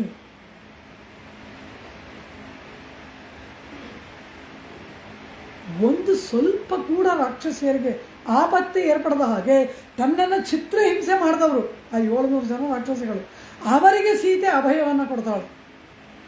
ವಿಭೀಷಣ ಶರಣಾಗತನಾಗಿ ಬಂದಿದ್ದಾನೆ, ಸೇರಿಸ್ಕೋಬೇಡವ ಅಂತ ಅವನ ಬಗ್ಗೆ ಚರ್ಚೆ ನಡೀತಿದೆ. ಅದು ರಾಮಗೋಷ್ಠಿಯ ಲಕ್ಷಣ. ಇದು ಅಂತಃಪುರಗೋಷ್ಠಿ. ಸೀತಾಗೋಷ್ಠಿ ಹೇಗಿದೆ? ಯಾರೇ ಬರಲಿ ಅವರಿಗೆ ಅಭಯವನ್ನು ಕೊಡುವುದು. ಅನುಗ್ರಹಮಯೀಂ ವಂದೇ ನಿತ್ಯಮಜ್ಞಾತ ನಿಗ್ರಹ. ವೇದಾಂತ ದೇಶಿಕರು ಸ್ತೋತ್ರ ಮಾಡ್ತಾರೆ ಶ್ರೀಸ್ತುತಿಯಲ್ಲಿ. ನಿಗ್ರಹ ಮಾಡುವುದನ್ನೇ ತಿಳಿಯದವಳು ಆ ನಮ್ಮ ತಾಯಿ ಜಗನ್ಮಾತೆ, ಕರುಣೆಯೇ ಮೂರ್ತಿವೆತ್ತವಳು. ಆ ರಾಕ್ಷಸಿಯನ್ನ ಹಿಂಸೆ ಮಾಡ್ತೀನಿ ಅಂತಾನೆ ಆಂಜನೇಯ. ಅವ್ರ ಕೂದಲು ಕೂಡ ಕೊಂಕಬಾರದು ಅಂತಾಳೆ ಸೀತೆ. ಕೊಟ್ಟ ಮಾತಿನಂತೆ ನಡೆದುಕೊಳ್ತಾಳೆ. ಅಯೋಧ್ಯೆಗೆ ಹಿಂತಿರುಗಿದ ಮೇಲೆ ಕೂಡ ಏಕಾಂತದಲ್ಲಿ ಕೂಡ ರಾಮನ ಬಳಿಯಲ್ಲಿ ರಾಕ್ಷಸಿಯರು ಮಾಡಿದ ಹಿಂಸೆಯನ್ನು ಸೀತೆ ಹೇಳಲೇ ಇಲ್ಲವಂತೆ. ಇದು ಸೀತೆಯ ಕರುಣೆ. ಇದು ಅಂತಃಪುರಗೋಷ್ಠಿ. ಆ ರಾಮಗೋಷ್ಠಿಯಲ್ಲಿರಬೇಕಾದ್ರೆ ಪಾಪಿಗಳು ಪುಣ್ಯಶಾಲಿಗಳು ಇದೆಲ್ಲ ತೀರ್ಮಾನ ಮಾಡ್ಕೊಂಡು ಈ ಬೇಕಾದ್ರೆ ಮಳೆ ಸುಸು ಬೇಡದಾರು ಬಿಡು. ಆದರೆ ನಮ್ಮ ಗೋಷ್ಠಿ ನಮ್ಮದು ಅಂತಃಪುರಗೋಷ್ಠಿ, ಪರಮಾತ್ಮನ ಪತ್ನಿ ಗೋಷ್ಠಿ. ಇಲ್ಲಿ ಪುಣ್ಯಶಾಲಿಗಳು ಪಾಪಿಗಳು ಇದೆಲ್ಲ ಇಲ್ಲ. ಎಲ್ಲ ಕಡೆಯೂ ಕೂಡ ಚೆನ್ನಾಗಿ ವರ್ಷಿಸಬೇಕು. ಒಂದು ನೀ ಕೈಗರವೇ ಆಳಿಮಳೈ ಕಣ್ಣ ಒಂದು ನೀ ಕೈಗರವೇ. ಸರಿ, ಹೇಗೆ ನೀರನ್ನು ನೀನು ತೆಗೆದುಕೊಳ್ಬೇಕು? ಸಮುದ್ರದಿಂದ ನೀರನ್ನು ಹೀರಿತಾನೆ, ಮೋಡಗಳು ನೀರನ್ನು ತುಂಬಿಕೊಳ್ಳುತ್ತವೆ. ಹೇಗೆ ತುಂಬಿಕೊಳ್ಬೇಕು? ಆಳಿ ಉಳ್ಪುಕ್ ಮುಹಂದ್ ಕೊಡು ಆರ್ತ್ ಏರಿ. ಆಳಿ ಉಳ್ಪುಕ್ಕು ಗಂಭೀರವಾಗಿರ್ತಕ್ಕಂತಹ ಆಳವಾದ ಸಮುದ್ರದ ಆಳಕ್ಕೆ ಇಳಿದು ಅಲ್ಲಿಂದ ನೀರನ್ನು ಮುಗಿದುಕೊಂಡು ನೀನು ಬರಬೇಕು. ಯಾವುದೋ ಈ ಸಗರನ ಮಕ್ಕಳು ಒಂದು ಸಾಗರ ತೋಡಿದ್ರಲ್ಲ, ಆ ನೀರೆಲ್ಲ ಬೇಡ. ಪರಮಾತ್ಮ ಸೃಷ್ಟಿಕಾಲದಲ್ಲೇ ಸಮುದ್ರವನ್ನು ಸೃಷ್ಟಿ ಮಾಡಿದಾನಲ್ಲ, ಅಂಥ ಆಳವಾದ ಆಳಿ ಉಳ್ ಪುಕ್, ಆಳವಾಗಿರ್ತಕ್ಕಂತಹ ಗಂಭೀರವಾಗಿ ಇರ್ತಕ್ಕಂತಹ ಆ ಸಮುದ್ರದ ಒಳಗಡೆ ನೀನು ಹೋಗಿ ಅಲ್ಲಿನ ಮರಳು ಸಮೇತ ನೀರು ತುಂಬಿಕೊಂಡು ಬರಬೇಕು. ಅಷ್ಟು ತಲಸ್ಪರ್ಶಿಯಾಗಿ ಆಳಕ್ಕೆ ಇಳಿದು ಆ ತೀರ್ಥವನ್ನು ಅಗಾಧವಾಗಿ ತುಂಬಿಕೊಂಡು ಮುಹಂದು ಕೊಡು ಮೊಗೆದು ತೆಗೆದುಕೊಂಡು ಆರ್ತಿ ಶಬ್ದ ಮಾಡುತ್ತಾ ಏರಿ ನಭೋಮಂಡಲವನ್ನು ಏರಬೇಕು. ಆರ್ತಿ ಅಂತಾಳೆ, ಗರ್ಜಿಸಬೇಕಂತೆ. ಮೋಡ ಗರ್ಜನೆ ಮಾಡಿದ್ರೆ ಅದಕ್ಕೊಂದು ಲಕ್ಷಣ. ಸುಮ್ಮನೆ ಮೋಡ ಇದ್ರೆ ಅದರಲ್ಲಿ ಏನು ಚಂದ. ಮಳೆ ಬರಬೇಕಾದ್ರೆ ಗುಡುಗು ಮಿಂಚು ಸಿಡ್ಲು ಎಲ್ಲ ಬಂದರೆ ಅದೊಂದು ಗ್ರ್ಯಾಂಡ್ ರೈನ್ಫಾಲ್. ಸುಮ್ಮನೆ ಚಟ ಚಟ ಮಳೆ ಬರ್ತಿದ್ರೆ ಏನು ಚಂದ ಮಳೆ. ಆರ್ತಿ ಏರಿ ಅಂತಾಳೆ. ಹೇಗೆ ಏರಿ ಅಂದರೆ ಎಲ್ಲ ಕಡೆ ನಭೋಮಂಡಲದಲ್ಲಿ ವಿಣ್ಣೀಲ ಮೇಲಾಪ್ ವಿರಿತ್ತಾರ್ಪೋಲ್ ಮೇಹಂಗಾಳ್ ಆಕಾಶಕ್ಕೆ ಒಂದು ಮೇಲ್ವಾಸನ್ನು ಕಟ್ಟಿದ ರೀತಿಯಲ್ಲಿ ಎಲ್ಲ ಕಡೆ ಹರಡಬೇಕು. ಹಾಗೆ ಹರಡಿದ ನಿನ್ನನ್ನು ನಾವು ನೋಡಬೇಕು. ಆರ್ತಿ ನೀನು ಗರ್ಜಿಸಬೇಕು. ಗರ್ಜಿಸಿದ್ರೆ ಏನು, ಮಳೆ ಬರುತ್ತೆ ಎಂಬುದಕ್ಕೆ ಅದು ಸೂಚಕ. ಬರಗಾಲ ಪೀಡಿತ ದೇಶದಲ್ಲಿ ಮೋಡಗಳು ಮೊಳಗಿದರೆ ಎಷ್ಟು ಆನಂದ, ಹಬ್ಬ ಸದ್ಯ ಮಳೆ ಬರುತ್ತೆ ಅಂತ ಹೇಳಿ ಎಷ್ಟು ಅಪ್ಯಾಯಮಾನ. ಸಮುದ್ರದ ಉತ್ತರದ ತೀರದಲ್ಲಿ ಎಲ್ಲ ವಾನರರು ದಕ್ಷಿಣ ದಿಕ್ಕಿಗೆ ಸೀದಾ ಅನ್ವೇಷಣೆ ಮಾಡುವುದಕ್ಕಾಗಿ ಹೊರಟಂತಹ ವಾನರರ ಗುಂಪೆಲ್ಲವೂ ಕೂಡ ಅಲ್ಲಿ ಕುಳಿತಿದೆ. ಹನುಮಾನ್ ಹೋಗಿ ಎಷ್ಟು ಕಾಲವಾಯಿತು. ಸುಗ್ರೀವ ಕಾಲದ ಗಡುವನ್ನು ಇಟ್ಟಿದ್ದಾನೆ. ಆ ಕಾಲದ ಒಳಗೆ ಬರದೆ ಹೋದರೆ ಎಲ್ರಿಗೂ ಮರಣದಂಡನೆ ಅಂತ ಹೇಳಿದ್ದಾನೆ ಸುಗ್ರೀವಾಜ್ಞೆ. ಕಾಲವೂ ಮಿಂಚಿ ಹೋಯಿತು. ಹೋದ ಮಾರುತಿಯೂ ತಿರುಗಿ ಬರಲಿಲ್ಲ. ಅಯ್ಯೋ ನಮ್ಮ ಗತಿ ಏನಾಗುತ್ತೋ ಅಂತ ಹೆದರಿ ನಡುಗಿ ಸಮುದ್ರದಲ್ಲಿ ಬಿದ್ದು ಪ್ರಾಣ ಬಿಡಬೇಕು ಅಂತ ಈ ಕಪಿಗಳೆಲ್ಲ ನಿಶ್ಚಯ ಮಾಡಿರ್ತಾರೆ. ಅಂಗದ ಜಾಂಬವಾನ ಎಲ್ಲ ಇರ್ತಾರೆ. ಅವರ ಆ ನಾಯಕತ್ವದಲ್ಲಿ ಇರುವ ಎಲ್ಲ ಕವಿಗಳು ಕೂಡ ಸಮುದ್ರದಲ್ಲಿ ಬಿದ್ದು ಪ್ರಾಣತ್ಯಾಗ ಮಾಡಿಬಿಡೋಣ ಎಂಬುದಾಗಿ ಮಾತಾಡ್ಕೊಳ್ತಾ ಇರಬೇಕಾದ್ರೆ ಆಕಾಶ ಮಾರ್ಗದಲ್ಲಿ ಲಂಕೆಯಿಂದ ಹಿಂತಿರುಗಿ ಬರುವ ಹನುಮಾನ್ ಏನು ಮಾಡ್ದ, ದೃಷ್ಟಾ ಸೀತಾ ಎಂಬುದಾಗಿ ಆ ನಭೋಮಂಡಲದಲ್ಲಿ ಹಾರಿ ಬರುವಾಗ ಒಂದು ಗರ್ಜನೆಯನ್ನು ಮಾಡ್ತಾನೆ. ಸೀತಾ ದೃಷ್ಟ ಅಂತ ಹೇಳಲಿಲ್ಲ. ಸೀತಾ ಅಂತ ಹೇಳಿದ ಕೂಡಲೇ ಅಯ್ಯೋ ಸೀತೆಗೆ ಏನಾಯ್ತು ಅಂತ ಈ ವಾನರೆಲ್ಲ ಪ್ರಾಣ ಬಿಟ್ಬಿಟ್ರೆ ಅದರಿಂದ ಏನು ಹೇಳ್ತಾನೆ, ನೋಡಿದೆ ಸೀತೆಯನ್ನ ಅಂದ. ನೋಡಿದೆ ಅಂದರೆ ಈ ಪ್ರಾಣ ಕಳ್ಕೊಳ್ಳೋರಿಗೆಲ್ಲ ಪ್ರಾಣ ಉಳಿಯುತ್ತೆ. ದೃಷ್ಟಾ ಸೀತಾ ಒಂದು ಪದದಲ್ಲಿ ಎಂಥ ಅರ್ಥ ಹೇಳ್ತಾರೆ. ಇದು ರಾಮಾಯಣ. ದೃಷ್ಟಾ ಸೀತಾ ಎಂಬುದಾಗಿ ಹೇಳಿ ಆಂಜನೇಯ ಒಂದು ಗರ್ಜನೆಯನ್ನು ಮಾಡಿದ ಕೂಡಲೇ ಈ ವಾನರರಿಗೆಲ್ಲ ಹೋದ ಪ್ರಾಣ ಮರಳಿ ಬಂದಂತಾಯಿತಲ್ಲವ. ಹಾಗೆ ಈ ಬರಗಾಲ ಕ್ಷಾಮದಿಂದ ಕೂಡಿರುವ ಗೋಕುಲಕ್ಕೆ ಪ್ರಾಣದಾನ ಆಗುವಂತೆ ನೀನು ಆರ್ತೆ ಗರ್ಜನೆಯನ್ನು ಮಾಡು. ಆಳಿಯುಳ್ ಪುಕ್ ಮುಹಂದೆ ಕೊಡು ಆರ್ತೆ ಏರಿ ನಭೋಮಂಡಲವನ್ನು ಏರಬೇಕು. ಆಮೇಲೆ ಊಳಿ ಮುದಲ್ವನ್ ಉರುವಂ ಪೋಲ್ ಮೈ ಕರುತ್ತೆ. ಊಳಿ ಮುದಲ್ವನ್, ಊಳಿ ಅಂದರೆ ಯುಗದ ಆದಿ, ಅಂದರೆ ಪ್ರಳಯ ಕಾಲ, ಸೃಷ್ಟಿಯ ಮುಂಚಿನ ಕಾಲ, ಸೃಷ್ಟಿಯ ಆರಂಭದ ಕಾಲ. ಆ ಸೃಷ್ಟಿಯ ಆರಂಭದ ಕಾಲದಲ್ಲಿ ಯಾವನೇ ಇದ್ದನೋ ಯುಗಾದಿ ಪುರುಷ. ಊಳಿ ಮುದಲ್ವನ್ ಎಂಬುದರ ಅರ್ಥವೇನು? ಯುಗಾದಿ ಪುರುಷ, ಯುಗದ ಆದಿಯಲ್ಲಿ ಇದ್ದಂತಹ ಪರಾತ್ಪರನಾದ ಪುರುಷೋತ್ತಮನಾದ ಆ ಪರಮಾತ್ಮ. ಅಂತಹ ಊಳಿ ಮುದಲ್ವನ್ ಯುಗಾದಿ ಪುರುಷನ ಮೈ, ಅವನ ಶರೀರ, ಅವನ ದಿವ್ಯಮಂಗಳ ವಿಗ್ರಹ ಹೇಗೆ ಕಪ್ಪಗೆ ಇತ್ತೋ ಹಾಗೆ ನೀವು ಕೂಡ ಕಪ್ಪು ಬಣ್ಣದಿಂದ ಕೂಡಿರಬೇಕು. ಊಳಿ ಮುದಲ್ವನ್ ಯುಗಾದಿ ಪುರುಷನ ಉರುವಂ, ಉರುವಂ ಅಂದರೆ ರೂಪ. ಊಳಿ ಮುದಲ್ವನ್ ಉರುವಂ ಪೋಲ್ ಯುಗಾದಿ ಪುರುಷನ ಆ ದಿವ್ಯಮಂಗಳ ವಿಗ್ರಹದಂತೆ ಮೈ, ನಿಮ್ಮ ಮೈಯೂ ಕೂಡ ಕರೆತ್ತು ಕಪ್ಪಾಗಿ ಇರಬೇಕು. ಮೋಡ ಕಪ್ಪಗಿರಬೇಕು. ಬಿಳಿ ಮೋಡ ಮಳೆಯನ್ನು ಕೊಡದ ಮೋಡ, ಕಪ್ಪಗಿರುವ ಮೋಡ ಮಳೆಯನ್ನು ಸುರಿಸುವ ಮೋಡ. ಒಳಗಡೆ ನೀರು ತುಂಬಿಕೊಂಡಿರೋದ್ರಿಂದ ತಾನೇ ಆ ಮೋಡಗಳು ಕಪ್ಪಗಿರುತ್ತೆ. ಹೇಗೆ ಅಂದರೆ ಪರಮಾತ್ಮ ಕಪ್ಪಗಿದ್ದಾರೆ. 3 ದಿವಸದಿಂದ ಅನುಭವಿಸ್ತಾ ಇದ್ದೀವಿ. ಕರಿಯ ಅಂತ ಪರಮಾತ್ಮನನ್ನು ಹೇಳ್ತಾ ಇದ್ದೀವಿ. ಆ ಪರಮಾತ್ಮ ಯಾಕೆ ಕಪ್ಪಗಿದ್ದಾನೆ ಅಂತ ಕೇಳಿದ್ರು. ನೀರು ತುಂಬಿಕೊಂಡ ಮೋಡ ಕಪ್ಪಗಿರುತ್ತೆ. ಹಾಗೆ ಪರಮಾತ್ಮನ ಒಳಗೆ ಕರುಣಾರಸ ತುಂಬಿದೆ. ದಯಾರಸ, ಕರುಣಾರಸ, ಕರುಣಾನಿಧಿಯಾಗಿ ಇದ್ದಾನೆ ಪರಮಾತ್ಮ. ನಮ್ಮ ಮೇಲಿನ ವಾತ್ಸಲ್ಯ, ಪ್ರೇಮ, ಕರುಣೆಯ ಜಲ ಅವನಲ್ಲಿ ತುಂಬಿರೋದ್ರಿಂದ ಅವನು ಕಪ್ಪಗಿದಾನಂತೆ. ಊಳಿ ಮುದಲ್ವನ್ ಯುಗಾದಿ ಪುರುಷನ ಮೈಬಣ್ಣದಂತೆ ಅಂತಾಳೆ. ಯಾಕೆ? ಎದುರುಗಡೆ ಕೃಷ್ಣ ಇದ್ದಾನಲ್ಲ, ಈ ಕರಿಯನ್ನು ಹಾಗೆ ಅಂತ ಹೇಳಲಿಲ್ಲ ಅಂದಾಳು. ಯುಗಾದಿ ಪುರುಷನ ಮೈಬಣ್ಣದಂತೆ ಕಪ್ಪಗಿರಬೇಕು ಅಂತಾಳೆ. ಕಾರಣ ಏನು? ಪ್ರಳಯಾರ್ಣವದಲ್ಲಿ ಸಕಲ ಜೀವರಾಶಿಗಳು ಬಿದ್ದಿರುವಾಗ ಯಾರೂ ಪ್ರಾರ್ಥನೆ ಮಾಡದೆ, ಯಾರೂ ಬೇಡದೆ, ಯಾರೂ ಅಂಗಲಾಚದೆ ಪರಮಾತ್ಮ ತಾನಾಗಿ ಅಷ್ಟೂ ಜೀವರಾಶಿಗಳನ್ನು ನೋಡಿ, ಅಯ್ಯೋ ಈ ಜ್ಞಾನಪೂರ್ಣನಾದ ಆತ್ಮ ಈ ಅಚಿತ್ತಿನಂತೆ ಜಡವಾದ ರೀತಿಯಲ್ಲಿ ಬಿದ್ದಿದ್ದಾನಲ್ಲ, ಇವನಿಗೆ ಕರಣ ಕಳೇಬರಗಳನ್ನು ಕೊಟ್ಟು ಇವನು ಭಕ್ತಿ ಮಾರ್ಗದಲ್ಲಿ ಬಂದು ಮುಕ್ತಿ ಲೋಕವನ್ನು ತಲುಪಬೇಕು ಎಂಬುದಾಗಿ ಯಾರೂ ಬೇಡದೆ ಪ್ರಾರ್ಥಿಸದೆ ಅಪ್ರಾರ್ಥಿತನಾಗಿ ತಾನಾಗಿ ಪರಮ ಕೃಪೆಯಿಂದ ಸೃಷ್ಟಿ ಮಾಡುವವನು ಯುಗಾದಿ ಪುರುಷ. ಅವನ ಕರುಣೆ ದೊಡ್ಡದು. ಈಗ ನಾವೇನೋ ಪರಮಾತ್ಮನ ಏನೋ ಕೇಳ್ಕೊತೀವಿ, ಪರಮಾತ್ಮ ಕೊಟ್ಟ ಅಂದರೆ ನಾವು ಕೇಳ್ಕೊಂಡ್ವಿ, ಪರಮಾತ್ಮ ಕೊಟ್ಟ. ಆದರೆ ಸೃಷ್ಟಿ ಮಾಡುವಂತ ಯಾರೂ ಕೇಳ್ಕೊಳ್ಳಲಿಲ್ಲ. ಬಹುಶ್ಯಾಂ ಪ್ರಜಾ ಏತಿ, ನಾನು ಬಹುವಾಗಿ ಆಗಬೇಕು ಎಂಬುದಾಗಿ ಆ ಪರಮಾತ್ಮನೇ ಬಹುಭವನ ಸಂಕಲ್ಪವನ್ನು ಮಾಡಿದ. ಸೃಷ್ಟಿಗಾಗಿ ತಾನಾಗಿ ಸಂಕಲ್ಪವನ್ನು ಮಾಡಿದ. ಅವನ ಕರುಣೆಯ ಮುಂದೆ ಇನ್ಯಾರದು ಕರುಣೆಯೇ ಅಲ್ಲ, ದಯೆಯೇ ಅಲ್ಲ. ಅಪ್ರಾರ್ಥಿತನಾಗಿ ಸೃಷ್ಟಿಗಾಗಿ ಸಂಕಲ್ಪ ಮಾಡಿದವನು ಯುಗಾದಿ ಪುರುಷ.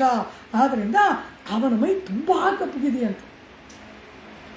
ಕರುಣೆ ಅಧಿಕವಾದಷ್ಟು ಕಪ್ಪು ಜಾಸ್ತಿ ಆಗ್ತಾ ಹೋಗುತ್ತಂತೆ. ನೀರು ಜಾಸ್ತಿ ಶೇಖರಣೆ ಆದಷ್ಟು ಮೋಡ ಕಪ್ಪಗಿರುತ್ತೆ. ಇಲ್ಲಿ ಮೋಡವನ್ನು ಪರಮಾತ್ಮನಿಗೆ ಪುರಿಸ್ತಾರೆ. ಪರಮಾತ್ಮನನ್ನೇ ಮೇಘ ಅಂತೀವಲ್ವ ನಾವು. ಶ್ರೀಹಸ್ತಿ ಶೈಲ ಶಿಖರೋಜ್ವಲ ಪಾರಿಜಾತಂ ಶ್ರೀರಂಗಮಂಗಳಮಣಿಂ ಕರುಣಾನಿವಾಸಂ ಶ್ರೀವೆಂಕಟಾದ್ರಿ ಶಿಖರಾಲಯ ಕಾಳಮೇಘಂ. ಮೋಡಗಳೆಲ್ಲಿರುತ್ತೆ? ಪರ್ವತದ ತುದಿಯಲ್ಲಿ ಶಿಖರಗಳ ಮೇಲೆ ಕೂತಿರುತ್ತೆ. ಹಾಗೆ ಶ್ರೀನಿವಾಸ ಎಲ್ಲಿದ್ದಾನೆ? ಪರ್ವತದ 7 ಪರ್ವತದ ತುಟ್ಟ ತುದಿಯ ಶಿಖರದಲ್ಲಿ ಕೂತಿದ್ದಾನೆ. ಯಾರವನು? ವೆಂಕಟೇಶನೆಂಬ ಮೋಡ. ಕಾಳಮೇಘಂ, ಕಪ್ಪಾದ ಮೋಡ. ತಿರುವೆಂಕಟಮುಡಯ, ಆ ಗೋವಿಂದ, ಆ ಶ್ರೀನಿವಾಸ, ಆ ವೆಂಕಟೇಶ, ಅವನಾರು? ಕಾಳಮೇಘಂ. ತಿರುಮಲೆಯ ಬೆಟ್ಟದ ತುದಿಯಲ್ಲಿ ಕುಳಿತ ಕಪ್ಪಾದ ಮೋಡ, ದಯಾಪೂರ್ಣನಾದ ಮೋಡ ಯಾವುದು ಅಂದರೆ ವೆಂಕಟೇಶ ಅಂತಾರೆ ಸ್ವಾಮಿ ರಾಮಾನುಜರು. ಇದು ಆಚಾರ್ಯ ರಾಮಾನುಜರು ಮಾಡಿದ ಸ್ತೋತ್ರ ಅದು. ಅಂತಹ ಆ ಕಾಳಮೇಘದಂತೆ ಇರುವವನು ಆ ಪರಮಾತ್ಮ. ಆ ಪರಮಾತ್ಮನಲ್ಲವ ಈ ಜಗತ್ತನ್ನು ಸೃಷ್ಟಿ ಮಾಡಿದ. ಮುನ್ನೀರ್ ಜ್ಞಾನಂ ಪಡೆಯುತ್ತ ಮುಗಿಲ್ವಣ್ಣ. ನಮ್ಮಾಳ್ವಾರ ಹೇಳ್ತಾರೆ, ಮುನ್ನೀರ್ ಜ್ಞಾನಂ ಪಡೆಯುತ್ತ, ಸಮುದ್ರದಿಂದ ಸುತ್ತುವರೆಯಲ್ಪಟ್ಟ ಈ ಜಗತ್ತನ್ನ ಸೃಷ್ಟಿ ಮಾಡಿದ ನೀಲಮೇಘ ಶ್ಯಾಮನೇ. ಮುಗಿಲ್ವಣ್ಣ, ಮೇಘದಂತೆ ಮುಗಿಲ ಬಣ್ಣದವನೇ, ಮೋಡದಂತೆ ಬಣ್ಣವುಳ್ಳವನೇ ಅಂತಾರೆ ಆಳ್ವಾರರು. ಅಂದರೆ ಏನು? ಮೋಡ ಹೇಗೆ ನೀರನ್ನು ತುಂಬಿಕೊಂಡು ಕಪ್ಪಾಗಿದೆಯೋ ಹಾಗೆ ಸೃಷ್ಟಿ ಮಾಡಬೇಕು ಎಂಬ ದಯಾರಸದಿಂದ ಕೂಡಿದ ನೀಲಮೇಘ ಶ್ಯಾಮನೇ ಎಂಬುದಾಗಿ ಅವನನ್ನು ಕರೀತಾರೆ. ಆದ್ದರಿಂದ ಆಂಡಾಳು ಹೇಳ್ತಾಳೆ, ಈ ವರಾಹನಾಗೋ ವಾಮನನಾಗೋ ಕೃಷ್ಣನಾಗೋ ಬೇಡ, ಇವರಿಗೆಲ್ಲ ಕರುಣೆ ಅಲ್ಪ, ಅವನಿಗೆ ಕರುಣೆ ಅಧಿಕ. ಆದ್ದರಿಂದ ಅವನು ಹೆಚ್ಚಾಗಿ ಕಪ್ಪಾಗಿದ್ದಾನೆ. ಅವನ ಮೈ ಬಣ್ಣದಂತೆ ಕಪ್ಪಾಗಿ, ಅವನ ಕರುಣೆ ದಯೆ ನಿನಗೆ ಬರೋಲ್ಲ ಪರ್ಜನ್ಯ. ಕೊನೆ ಪಕ್ಷ ಅವನ ಮೈ ಬಣ್ಣನಾದ್ರೂ ಇಮಿಟೇಟ್ ಮಾಡು ಅಂತಾಳೆ. போல் ஊழி முதல்வன் உருவம் போல் மெய்க்கருத்து. At least you imitate his color. You can't be so courteous like him. At least you imitate his color. ஊழி முதல்வன் உருவம் போல் மெய் ಕರುತ್ತು. ಅವನ ಮೈ ಬಣ್ಣದಂತೆ ನಿಮ್ಮ ಮೈ ಕಪ್ಪಾಗಿರಲಿ, ಬಣ್ಣ ಕಪ್ಪಗಿರಲಿ ಎಂಬುದಾಗಿ ಹೇಳ್ತಾಳೆ. ಅವನ ಮೈ ಬಣ್ಣವನ್ನು ಅನುಕರಣ ಮಾಡುವುದರಿಂದ ನಿನ್ನನ್ನು ನೋಡಿದರೆ ಅವನನ್ನು ಕಂಡಂತೆ ನಮ್ಗೆ ಆನಂದ ಆಗತ್ತೆ. ನಿಮ್ಮನ್ನು ನೋಡಿದರೆ ಹೇಗೆ ಸಂಸಾರ ತಾಪವನ್ನು ನೀಗಿಸುವ ಕಾಳಮೇಘ ಅವನೋ ಹಾಗೆ ಬರಗಾಲವನ್ನು ನೀಗಿಸುವ ಕಾಳಮೇಘ ನೀನು ನಮಗೆ ಆನಂದ ಏರ್ಪಡುತ್ತೆ. ಆ ರೀತಿ ಕಪ್ಪಾದ ಮೈಬಣ್ಣವನ್ನು ಉಳ್ಳವನಾಗಿ ಆಗಬೇಕು. ಈ ಪರಮಾತ್ಮನ ಮೋಡಕ್ಕೂ ಹೋಲಿಕೆಯನ್ನು ಕೊಟ್ಟು 100 ಶ್ಲೋಕಗಳು, 100 ಪಾಶರಗಳು, ಒಂದೊಂದರಲ್ಲಿ ಒಂದೊಂದು ವಿಧವಾದ ಅನುಭವ. ஊழி முதல்வன் உருவம் போல் மெய்க்கருத்து பாழியந்தோளுடை பற்பனாபன் கையில் ஆழி போல் மின்னி வலம்புரி போல் நின்று அதிர்ந்து ನೀರನ್ನು ಮುಗೆದುಕೊಂಡಾಯಿತು, ಗರ್ಜಿಸಿದ್ದಾಯಿತು, ನಭೋಮಂಡಲವನ್ನು ಏರಿದ್ದಾಯಿತು, ಯುಗಾದಿ ಪುರುಷನಂತೆ ಮೈಬಣ್ಣ ಬಣ್ಣವನ್ನು ತಾಳಿದ್ದಾಯಿತು. ಈಗ ಇನ್ನೇನು ಮಾಡಬೇಕು? ಮಿಂಚಬೇಕು, ಗುಡುಗಬೇಕು. ಹಾಗೆ ಮಿಂಚಬೇಕು, ಅದಕ್ಕೊಂದು ದೃಷ್ಟಾಂತವನ್ನು ಕೊಡ್ತಾಳೆ. ಅಲ್ಲಿ ಯಾವ ರೀತಿ ಮಿಂಚಬೇಕು? ಪರಮಾತ್ಮ ಮೈಬಣ್ಣವನ್ನು ಅನುಕರ ಮಾಡೋಕ್ಕಾಗಲ್ಲ. ಹಾಗೆ ಮಿಂಚು ಗುಡುಗುವುದರಲ್ಲಿ ಕೂಡ ಅನುಕರಣವನ್ನು ಮಾಡಿರಿ. ಏನನ್ನ ಅನುಕರಣ ಮಾಡಬೇಕು? ಪಾழிಯಂತೋಳುಡೈ ಪರ್ಪನಾಭನ್ ಕೈಯಿಲ್. ಪಾಳಿ ಅಂ ತೋಳ್ ಉಡೈ. ಪಾಳಿ ದುಂಡಾಗಿ ಇರ್ತಕ್ಕಂತಹ, ಅಂ ಅತಿ ಸುಂದರವಾಗಿರ್ತಕ್ಕಂತಹ, ತೋಳು ಬಾಹುಗಳನ್ನು ಉಳ್ಳಂತಹ, ಪರ್ಪನಾಭನ್ ಪದ್ಮನಾಭನ ಕೈಯಲ್ಲಿ ಇರುವಂತಹ ಚಕ್ರದ ಹಾಗೆ ಮಿಂಚಬೇಕು. ಸುದರ್ಶನ ಚಕ್ರ ಯಾವ ರೀತಿ ಜ್ವಾಲೆಗಳನ್ನು ಉಗುಳುತ್ತಾ ದಶ ದಿಕ್ಕುಗಳಲ್ಲೂ ದಿಶಿ ವಿದಿಶಿ ತಿರಸ್ಕೃತ್ಯ ಸಾವಿತ್ರ್ಯವರ್ಚಿ ಅಂತಾರೆ ಪೂರ್ಣನಾರಾಯಣ ಜಿಯರ್ ಸುದರ್ಶನ ಶತಕದಲ್ಲಿ. ಹಾಗೆ ದಶ ದಿಕ್ಕುಗಳಲ್ಲಿಯೂ ಸೂರ್ಯನ ಪ್ರಕಾಶವನ್ನು ನಾಚಿಸುವಂತಹ ಪ್ರಕಾಶವುಳ್ಳ ಸುದರ್ಶನನಂತೆ ನೀನು ಮಿಂಚಬೇಕು. ಅದು ಯಾವ ಚಕ್ರ? ಪಾಳಿ ಅಂ ತೋಳುಡೈ. ಆ ಪರಮಾತ್ಮನ ಸುದರ್ಶನ ಚಕ್ರವನ್ನು ಹಿಡಿದಂತಹ ಪರಮಾತ್ಮನ ತೋಳುಗಳನ್ನು ಆಂಡಾಳ್ ವರ್ಣನೆ ಮಾಡ್ತಾಳೆ. ಎಂತಹ ತೋಳದು! ಪಾಳಿ ದುಂಡಾಗಿದೆಯಂತೆ, ಬಲಿಷ್ಠವಾಗಿದೆ, ದುಂಡಾಗಿದೆ. ಅಂ ಅತಿ ಸುಂದರವಾಗಿದೆಯಂತೆ. ಈ ಬಲಿಷ್ಠರಾಗಿರ್ತಾರೆ ದೊಡ್ಡ ದೊಡ್ಡ ಪೈಲ್ವಾನ್ಗಳು, ಬೇಕಾದಷ್ಟು ಶಕ್ತಿ, ನೋಡೋಕ್ಕೆ ಅಸಖ್ಯ ಶರೀರವನ್ನು, ಮಾಂಸದ ಮುದ್ದೆ ಇದ್ದಾಗಿರ್ತಾರೆ. ಏನು ಚೆನ್ನಾಗಿ ಅವ್ರನ್ನ ನೋಡೋಕ್ಕೆ. ಆದರೆ ಇನ್ನು ಕೆಲವರು ತುಂಬ ಸುಂದರವಾಗಿರ್ತಾರೆ, ಹೀಗಂದ್ರೆ ಬಿದ್ದೋಗ್ತಾರೆ. ಪರಮಾತ್ಮ ಆಗ ಅವನ ತೋಳುಗಳು ಬಲಿಷ್ಠವಾಗೂ ಇದೆ, ಅತಿ ಸುಂದರವಾಗಿಯೂ ಇದೆ. ಪಾಳಿ ಅಂತೋಳುಡೈ. ಶ್ರೀರಾಮ ಲಕ್ಷ್ಮಣರಿಬ್ಬರು ಪಂಪಾ ತೀರದಲ್ಲಿ ನಡ್ಕೊಂಡು ಬರ್ತಾ ಇದ್ದಾರೆ. ಶಬರಿ ಹೇಳಿರ್ತಾಳೆ, ಅಲ್ಲಿ ಸುಗ್ರೀವ ಇದ್ದಾನೆ, ಅವನ ಬಳಿಗೆ ಹೋಗುವಂತ. ಸುಗ್ರೀವನನ್ನು ಅರಸುತ್ತಾ ಪಂಪಾ ತೀರದಲ್ಲಿ ಬಂದಾಗ ಹನುಮಾನನನ್ನು ದೂತನಾಗಿ ಕಳಿಸುತ್ತಾನೆ ಸುಗ್ರೀವ.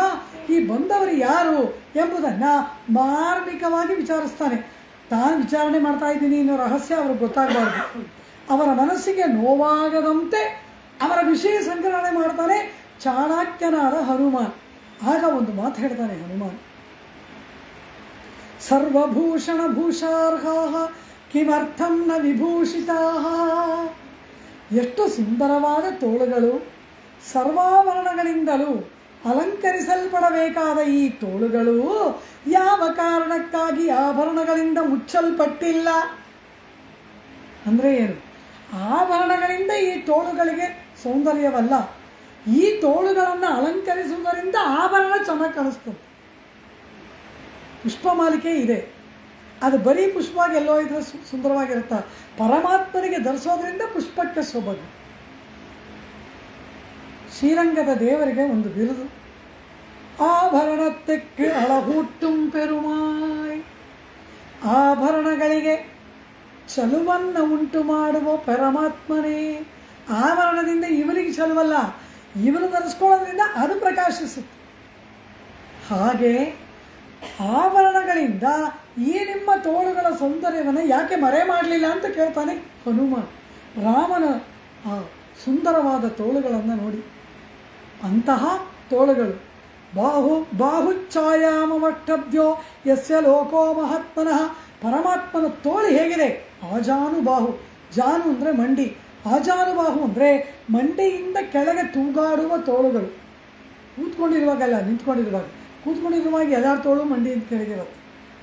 ನಿಂತಿರುವಾಗ ಯಾವಾತನ ತೋಳುಗಳು ಮೊಣಕಾಲವರೆಗೆ ಇದೆಯೋ ಅವನು ಪರಮ ಪುರುಷ. ಅಜಾನುಬಾಹುಂ ಅರವಿಂದ ದಳಾಯತಾಕ್ಷಂ ರಾಮಂ ನಿಶಾಚರ ವಿನಾಶಕರಂ ನಮಾಮಿ. ಅಜಾನುಬಾಹುವಾಗಿದ್ದಾನೆ ಪರಮಾತ್ಮ. ಆ ಬಾಹು ಎಷ್ಟು ದೊಡ್ಡದು ಅಂದರು, ಈ ಇಡೀ ಸಮಸ್ತ ಅಖಿಲಾಂಡ ಕೋಟಿ ಬ್ರಹ್ಮಾಂಡಗಳು ಕೂಡ ಆ ಕೈಯ ಕೆಳಗೆ ಅಡಗಿದ್ರೂ ಕೂಡ ಅದನ್ನು ದಾಟಿ ಅವನ ಕೈ ಇದೆಯಂತೆ. ಅರ್ಥ ಏನು? ಅದನ್ನು ದಾಟಿಯೂ ರಕ್ಷಣೆ ಮಾಡುವ ತೋಳುಗಳು. ಅವನ ರಕ್ಷಣಾ ಸಾಮರ್ಥ್ಯ ಎಷ್ಟಿದೆ. ಅಖಿಲಾಂಡ ಕೋಟಿ ಬ್ರಹ್ಮಾಂಡಗಳು ಅವನ ಕೈ ಕೆಳಗೆ ಅಡಗಿದ್ರೂ ಕೂಡ ಅದನ್ನು ದಾಟಿ ಅವನ ಕೈ ಇದೆಯಂತೆ. ಇನ್ನೂ ಯಾರಿಗಾದ್ರೂ ರಕ್ಷಣೆ ಬೇಕಾದರೆ ಬನ್ನಿ ಅಂತ ಕರೆಯುವ ಹಾಗೆ. ಹೀಗೆ ರಕ್ಷಣಾ ಸಾಮರ್ಥ್ಯದಿಂದ ಕೂಡಿರುವ ಅತಿ ಸುಂದರವಾದಂತಹ ಆ ತೋಳುಗಳನ್ನು ಉಳ್ಳ ಪದ್ಮನಾಭನ ಕೈಯಲ್ಲಿರುವ ಚಕ್ರ. ಪಾಳಿ ಅಂತೋಳುಡೈ ಪದ್ಮನಾಭನ್ ಕೈಯಲ್. ಸುಂದರವಾದಂತಹ ಆ ತೋಳುಗಳು ರಕ್ಷಣಾ ಸಾಮರ್ಥ್ಯ. ಆ ತೋಳುಗಳು ಒಬ್ಬ ಆಶ್ರಿತ ಬಂದು ಬೇಡಿದಾಗ ನಾನು ಮುಂದೆ ತಾನು ಮುಂದೆ ಅಂತ ಪೈಪೋಟಿ ಮಾಡುತ್ತಂತೆ ಆಶ್ರಿತನನ್ನು ರಕ್ಷಿಸುವುದಕ್ಕೆ. ಪರಮಾತ್ಮನ ಕರುಣೆಯನ್ನು ಕಾರ್ಯರೂಪಕ್ಕೆ ತರುವ ತೋಳುಗಳು. ರಕ್ಷಣಾ ಸಾಮರ್ಥ್ಯದಿಂದ ಬಲಿಷ್ಠವಾದ ಭಕ್ತರಿಗೆ ಆನಂದವನ್ನು ಕೊಡುವ ಸುಂದರವಾದ ಆ ತೋಳುಗಳು ಯಾರದ್ದು? ಪದ್ಮನಾಭನ ಕೈಯಲ್ಲಿ ಅಂತಾರೆ. ಪದ್ಮನಾಭನ ಕೈಯಲ್ಲಿರುವ ತೋಳಂತೆ. ಎಲ್ಲಿದ್ದಾನೆ ಪದ್ಮನಾಭ? ನಮ್ಮ ತಿರುವನಂತಪುರದಲ್ಲಿ ಶಯನ ಮಾಡ್ಕೊಂಡಿದ್ದಾನೆ. ನಿಜವಾದ ಪದ್ಮನಾಭ ಯಾರು? ಈಗ ಅರ್ಚಾಮೂರ್ತಿಯಾಗಿ ತಿರುವನಂತಪುರದಲ್ಲಿ ಇದ್ದಾನೆ. ಆದರೆ ಆ ಪದ್ಮನಾಭ ಇರೋದು ಎಲ್ಲಿ? ಕ್ಷೀರಸಾಗರದಲ್ಲಿ ಇದ್ದಾನೆ ಪದ್ಮನಾಭ. ಅದ್ಯಾತಕ್ಕೆ ಪದ್ಮನಾಭನ ಕೈಯಲ್ಲಿರುವ ಚಕ್ರ ಅಂದರು? ಕೃಷ್ಣನೂ ಚಕ್ರ ಹಿಡ್ಕೊಂಡ ಕುರುಕ್ಷೇತ್ರ ಯುದ್ಧ ಭೂಮಿಯಲ್ಲಿ. ನಾರಾಯಣ ಹಿಡ್ಕೊಂಡಿದ್ದಾನೆ, ಕೇಶವ ಹಿಡ್ಕೊಂಡಿದ್ದಾನೆ. ಎಲ್ಲರ ಕೈಯಲ್ಲಿ ಚಕ್ರ ಇದೆಯಲ್ವಾ? ಪದ್ಮನಾಭನ ಕೈಯಲ್ಲಿನ ಚಕ್ರಕ್ಕೇನು ವಿಶೇಷ ಅಂದರೆ, ಪದ್ಮನಾಭ ಅಂದರೆ ಯಾರು ಅಂದರು? ಮಗುವನ್ನು ಪ್ರಸವಿಸಿದವನು. ಹಿರಿಯವಾಚನ ಪಿಳ್ಳೆ ಹೇಳ್ತಾರೆ, ಪಿಳ್ಳೆ ಪೆಟ್ಟಾರಿರೆ. ಮಗುವನ್ನು ಹೆತ್ತವನು. ಪದ್ಮನಾಭ ಶಬ್ದಕ್ಕೆ ಅರ್ಥವೇನು ಅಂದರು ಇಲ್ಲಿ? ಆ ಪದ್ಮನಾಭ ಅಂತ ದೇವರು ಗಿವರು ಅದಲ್ಲ. ಆಮೇಲೆ ಮಗುವನ್ನು ಹೆತ್ತವನು ಅಂತ ಅರ್ಥ. ಯಾವ ಮಗುವನ್ನು? ಪದ್ಮನಾಭ ಅಂದರೆ ನಾಭಿಯಲ್ಲಿ ಕಮಲವನ್ನು ಉಳ್ಳವನು. ಅಂದರೆ ತನ್ನ ನಾಭಿ ಕಮಲದಲ್ಲಿ ಚತುರ್ಮುಖ ಬ್ರಹ್ಮನನ್ನು ಪ್ರಸವಿಸಿದವನು ಪದ್ಮನಾಭ. ಮಗುವನ್ನು ಹೆತ್ತವನ ಕೈಯಲ್ಲಿರುವ ಚಕ್ರ ಅಂತಾಳೆ. ಅದೇನು ಪದ್ಮನಾಭನ ಕೈಯಲ್ಲಿರುವ ಚಕ್ರ? ಪರಮಾತ್ಮನನ್ನು ಇವಳೇ ಹೇಳ್ತಾಳೆ. ನಾಟೈ ಪಡಯನ್ ನಯನ್ ಮುದಲ ತಂದ ನಳಿರ್ ಮಾಮಲರ್ ಉಂದಿ.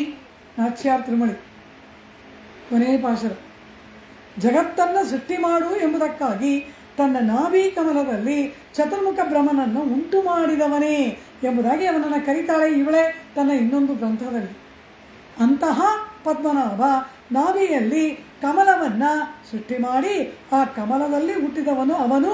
ಪದ್ಮಜ, ಪದ್ಮಭೂ, ಪದ್ಮಾಸನ ಇದೆಲ್ಲ ಬ್ರಹ್ಮನಿಗೆ ಹೆಸರು. ಆ ತಾವರೆಯ ತೊಟ್ಟಿದೆಯಲ್ಲ, ಅದು ಹಾಗೆ ಹೇಗೆ ತೂಗಾಡುತ್ತಂತೆ, ಅದೇ ತೊಟ್ಟಿಲು.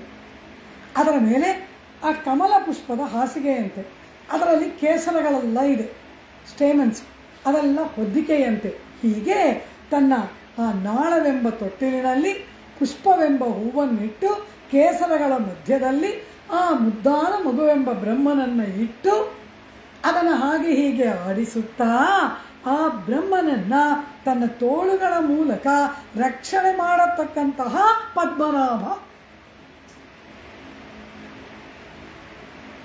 ಈ ಪದ್ಮನಾಭನ ಕೈಯಲ್ಲಿರುವ ಚಕ್ರಕ್ಕೆ ಏನು ವಿಶೇಷ? ಇನ್ಯಾವ ಪರಮಾತ್ಮನು ನರಸಿಂಹ ಇಟ್ಕೊಂಡಿಲ್ವಾ, ನಾರಾಯಣ ಇಟ್ಕೊಂಡಿಲ್ವಾ, ಕೃಷ್ಣ ಇಟ್ಕೊಂಡು? ಆ ಚಕ್ರ ಎಲ್ಲ ಬೇಡ. ಈ ಪದ್ಮನಾಭನಾಗಿ ಕ್ಷೀರಸಾಗರದಲ್ಲಿ ಮಲಗಿ ಬ್ರಹ್ಮನನ್ನು ಸೃಷ್ಟಿ ಮಾಡಿದ್ನಲ್ಲ, ಅವನ ಕೈಯಲ್ಲಿರೋ ಚಕ್ರನೇ ಹೇಗಿದೆ ಹಾಗೆ ಮಿಂಚಬೇಕು ಅಂತಾಳೆ. ಅದ್ಭುತವಾದ ವ್ಯಾಖ್ಯಾನ.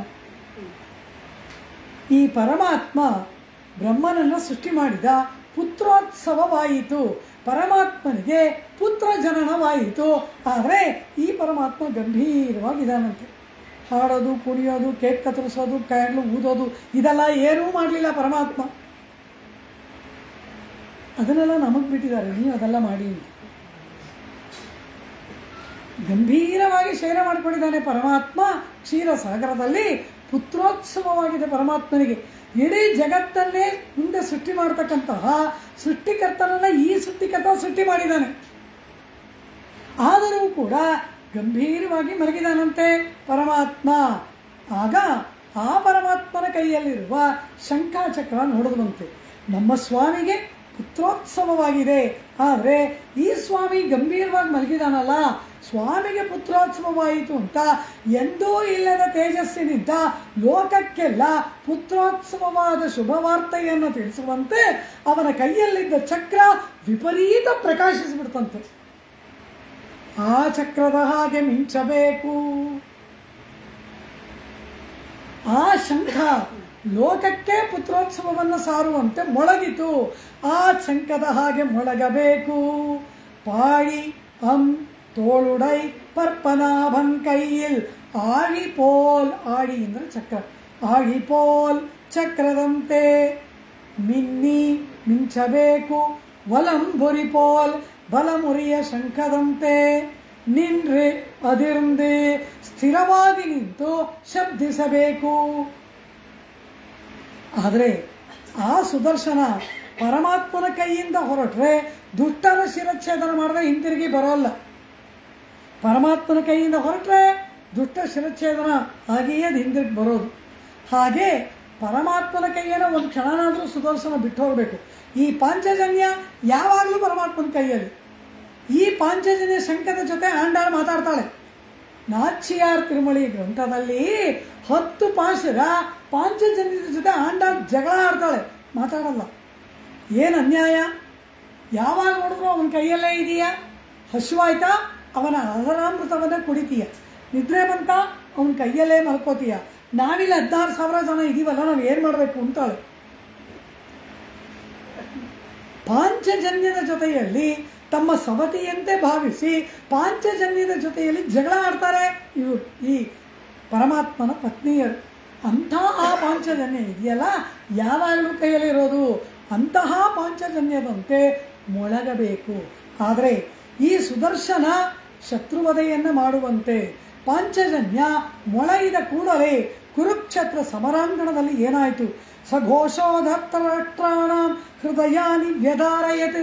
ಯಾವಾಗ ಪರಮಾತ್ಮ ಪಾಂಚಜನ್ಯವನ್ನು ಬಾಯಲ್ಲಿ ಇಟ್ಟು ಮೊಳಗಿಸ್ತಾನೆ, ಆಗ ಶತ್ರುಗಳ ಹೃದಯವೆಲ್ಲ ಚೂರಾಗಿ ಬಿಡುತ್ತೆ. ಕುರುಕ್ಷೇತ್ರ ಸಮರ ಭೂಮಿಯಲ್ಲಿ ಕೃಷ್ಣ ಪರಮಾತ್ಮ ಅರ್ಜುನನ ರಥದಲ್ಲಿ ಕುಳಿತು ಪಾಂಚಜನ್ಯಂ ಹೃಷಿಕೇಶೋ ಮೊಳಗಿಸಿದನಲ್ಲವಾ ಅಂದು ಅಲ್ಲಿ. ಆಗೇನಾಯ್ತು? 100 ಕೌರವರ ಹೃದಯವೂ ಕೂಡ ಬಿರುಕು ಬಿಟ್ಟಿತು. ಸಘೋಷೋಧತ್ರಾಣಾಂ ಹೃದಯಾನಿ ವ್ಯಧಾರಯತೆ. ಇನ್ನು ಯುದ್ಧ ಪ್ರಾರಂಭವೇ ಆಗಿಲ್ಲ. ಯುದ್ಧ ಪ್ರಾರಂಭವಾಗುವುದರ ಸಂಕೇತವಾಗಿ ಕೃಷ್ಣ ಪಾಂಚಜನ್ಯವನ್ನು ಮೊಳಗಿಸಿದ. ಅದು ಕೇಳಿದ ಕೂಡಲೇ 100 ಜನರ ಕೌರವರ ಹೃದಯ ಬಿರುಕು ಬಿಡ್ತು.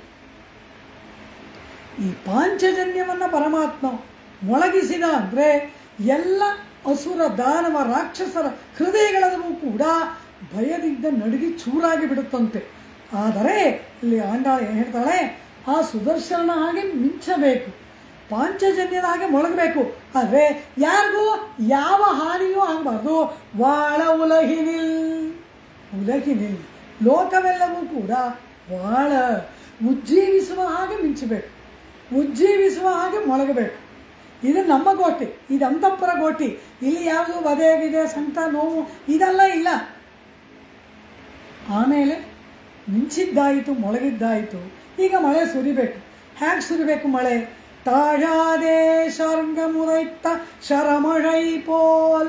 ತಾಳಾದೆ ಎಡಬಿಡದೆ ನಿರಂತರವಾಗಿ ಶಾರ್ಂಗಂ ಪರಮಾತ್ಮನ ಶಾರ್ಂಗ ಧನುಸ್ಸು ಹೇಗೆ ಬಾಣದ ಮಳೆಯನ್ನು ಕರೆಯುತ್ತದೆಯೋ ಹಾಗೆ ಮಳೆಯನ್ನು ಸುರಿಸು. ಜನಸ್ಥಾನ ಕರದೂಷಣ ತ್ರಿಶಿರಸ್ಸುಗಳಿದ್ದಾರೆ. ಜನಸ್ಥಾನದಲ್ಲಿ ರಾಮ ಅಲ್ಲಿಗೆ ಬರ್ತಾನೆ, ಶೂರ್ಪಣಿಕೆ ಬರ್ತಾಳೆ. ಆ ಶೂರ್ಪಣಿಕೆ ನಾಸಿಕಾಚ್ಛೇದನ ಆಯಿತು. ಜನಸ್ಥಾನದಲ್ಲಿ ಕರ್ಣ ಮುಂದೆ ಹೋಗಿ ಬಿದ್ದು ಅಳ್ತಾಳೆ. ಆ ರಾಮನೊಡನೆ ಯುದ್ಧ ಮಾಡುವಂತ ಅವನನ್ನು ಪ್ರಚೋದನೆ ಮಾಡ್ತಾಳೆ. ಕರದೂಷಣ ತ್ರಿಶಿರಸ್ಸುಗಳು 14,000 ಮಂದಿ ರಾಕ್ಷಸರ ಸೈನ್ಯದೊಡನೆ ರಾಮನ ಜೊತೆ ಯುದ್ಧ ಮಾಡಕ್ಕೆ ಬರ್ತಾರೆ. ರಾಮ ಒಬ್ಬನೇ.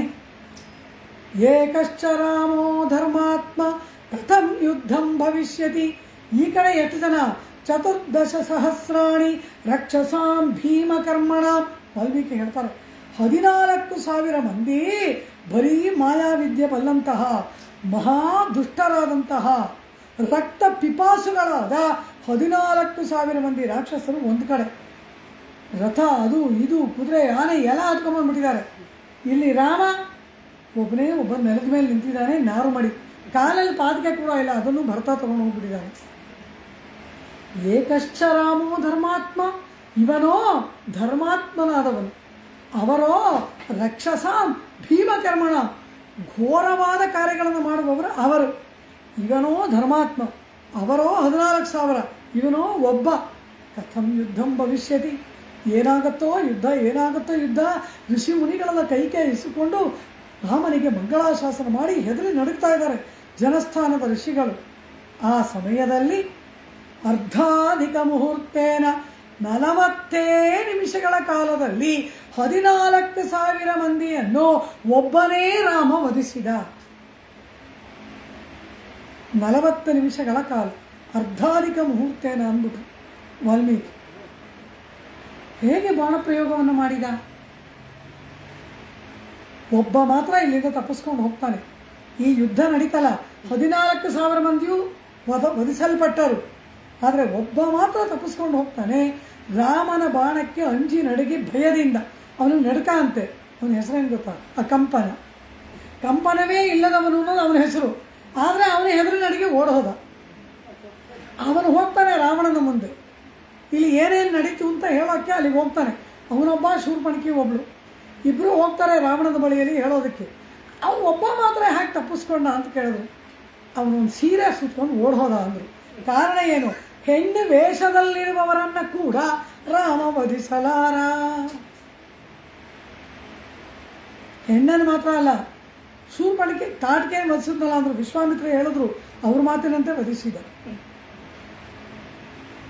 ಯಾವ ಹೆಣ್ಣಿನ ವೇಷದಲ್ಲಿ ಹೋಗಿ ರಾವಣನಿಗೆ ವರದಿ ಒಪ್ಪಿಸಿದವನು ಅಕಂಪನ. ಆ ರೀತಿ ಆ ಯುದ್ಧ ಮಾಡಿದ್ನಲ್ಲ, ಹೇಗಿತ್ತು ಯುದ್ಧ ಅಂತ ಕೇಳಿದ್ರು.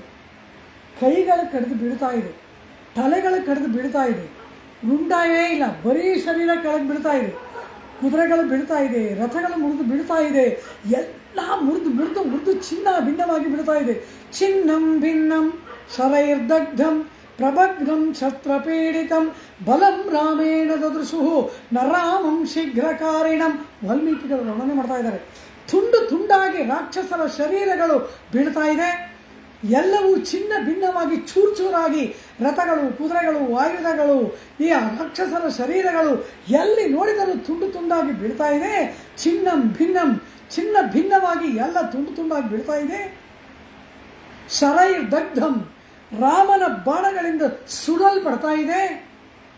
ರಾಮನ ಬಲವನ್ನ ಕಂಡರೆ ಹೊರತು ರಾಮನನ್ನ ಕಾಣಲೇ ಇಲ್ಲ. ಬಲಂ ರಾಮೇಣ ದದೃಶು, ರಾಮನ ಬಲವನ್ನ ಕಂಡರು. ನ ರಾಮಂ ಶೀಘ್ರಕಾರಿಣಂ, ಎಷ್ಟು ವೇಗವಾಗಿ ರಾಮ ಬಾಣ ಪ್ರಯೋಗವನ್ನು ಮಾಡ್ತಾ ಇದ್ದಾನೆ ಅಂದರೆ ಅವನು ಕಾಣಿಸ್ತಾನೆ ಇಲ್ವಂತೆ. ಆಳ್ವಾರ್ ತುಂಬ ಚೆನ್ನಾಗಿ ಹೇಳಿದ್ರು. ಒರುವರಿರುವರು ಮೂವರನ ನಿನ್ನೆ ಉಳ್ಳಂ ಕರ್ರೈಂದು ಅಂತ. ಒಂದ್ಸಾರಿ ನೋಡಿದ್ರೆ ಒಬ್ಬನೇ ರಾಮ ಕಾಣ್ತಾನಂತೆ, ಇನ್ನೊಂದು ಸಾರಿ ನೋಡಿದ್ರೆ ಇಬ್ಬರು ಕಾಣ್ತಾರಂತೆ, ಇನ್ನೊಂದು ಸಾರಿ ನೋಡಿದ್ರೆ 10 ರಾಮರು, ಆಮೇಲೆ ರಾಮ ಕಾಣೋದೇ ಇಲ್ವಂತೆ. ಇದು ಹೇಗೆ ಎಂದರು ಕಾಲಕ್ಷೇಪಾಚಾರ್ಯರು ದೃಷ್ಟಾಂತ ಕೊಡೋರು. ನಿಧಾನಕ್ಕಿರುವಾಗ ಫ್ಯಾನಿನ ವಿಂಗ್ಸ್ ಎಲ್ಲ ಕಾಣುತ್ತೆ, ಸ್ವಲ್ಪ ಸ್ಲೋದಾಗಿ 2 ಇದೆ 3 ಇದೆ ಗೊತ್ತಾಗುತ್ತೆ. ವೇಗವಾಗಿ ತಿರುಗುವಾಗ ಅದರ ರೆಕ್ಕೆಗಳು ನಮಗೆ ಕಾಣಿಸೋದೇ ಇಲ್ಲ. ಹಾಗೆ ರಾಮನ ಯುದ್ಧದ ವಿಧ ವಿಧವಾದ ಚಾಕಚಕ್ಯತೆಯ ಆ ಒಂದು ವೇಗದಿಂದ ಹೀಗೆಲ್ಲ ರಾಮ ರಾಕ್ಷಸರಿಗೆ ಕಂಡ. ಉರುವು ಕರೆಯಿಂದ ರಾಮ ಕಾಣಿಸ್ತಾನೆ ಇಲ್ಲಂತೆ, ಅಷ್ಟು ವೇಗವಾಗಿ ತಿರುಗ್ತಾ ಇದ್ದಾನೆ. ಬಲಂ ರಾಮೇಣ ದದೃಶು, ರಾಮನ ಬಲವನ್ನ ಕಂಡರೆ ಹೊರತು ರಾಮ ಕಾಣಿಸ್ಲೇ ಇಲ್ಲ ಅಂತಾರೆ. ಆಗ ಯಾವ ರೀತಿ ಆ ರಾಮ ತನ್ನ ಆ ಒಂದು ಶರೈರ್ ದಗ್ಧಂ ಪ್ರಭಗ್ನಂ ಶಸ್ತ್ರಪೀಡಿತಂ, ಶಸ್ತ್ರದಿಂದ ಪೀಡಿಸಲ್ಪಟ್ಟಂತಹ ಆ ಇಡೀ 14,000 ರಾಕ್ಷಸ ಸೈನ್ಯ ತಥೋ ರಾಮೋ ಮಹಾತೇಜಾಃ ಧನುರಾದಾಯ ವೀರ್ಯಮಾನೆ ಪ್ರವಿಶ್ಯ ರಾಕ್ಷಸಂ ಸೈನ್ಯಂ ಶರವರ್ಷಂ ವವರ್ಷ ಅಂತಾರೆ ವಾಲ್ಮೀಕಿ. ಪ್ರವಿಶ್ಯ ರಾಕ್ಷಸಂ ಸೈನ್ಯಂ ಶರವರ್ಷಂ ವವರ್ಷ ಬಾಣದ ಮಳೆಯನ್ನ ರಾಮ ಕರೆದ ಅಂತಾರೆ. ಇದೇನು ಆಶ್ಚರ್ಯ ಭಯ ಎಲ್ಲ ಸೇರ್ಕೊಂಡ್ಬಿಟ್ಟಿದೆ. ವಾಲ್ಮೀಕಿಗಳಿಗೆ ವರ್ಣನೆ ಮಾಡೋಕ್ಕಾಗ್ತಾ ಇಲ್ಲ. ಅಂತಾರೆ. ಅದನ್ನು ಸಾಕ್ಷಾತ್ಕಾರ ಮಾಡಿಕೊಂಡ ವಾಲ್ಮೀಕಿಗಳು ಹೇಗೆ ಅಂದು ರಾಮನ ಶಾರ್ಂಗ ಧನುಸ್ಸು ಬಾಣದ ಮಳೆಯನ್ನ ಕರೆಯಿತೋ ಹಾಗೆ ಮಳೆಯನ್ನ ಸುರಿಸು. ಯಾವ ರೀತಿ? ತೀವಾಯ್ ವಾಳಿ ಮಳೆ ಪೊಳಿಂದ ಶಿಲೆಯ ತಿರುಮಾಮಹಳ್ ಕಳ್ವಾದೇವಾ. ನಮ್ಮಾಳ್ವಾರ್ ತಿರುವೆಂಕಟಮಲೆಯಲ್ಲಿರುವ ಪರಮಾತ್ಮನನ್ನ ಹೇಳ್ತಾರೆ, ತೀವಾಯ್ ವಾಳಿ ಮಳೆ ಪೊಳಿಂದ ಶಿಲೆಯ, ನಿನ್ನ ಧನುಸ್ಸಿನಿಂದ ಬಾಣದ ಮಳೆಯನ್ನ ಕರೆದು ಆಸುರಿ ಶಕ್ತಿಯನ್ನ ದಮನ ಮಾಡಿದ ಓ ಶ್ರೀನಿವಾಸನೇ ಅಂತಾರೆ ನಮ್ಮಾಳ್ವಾರ್.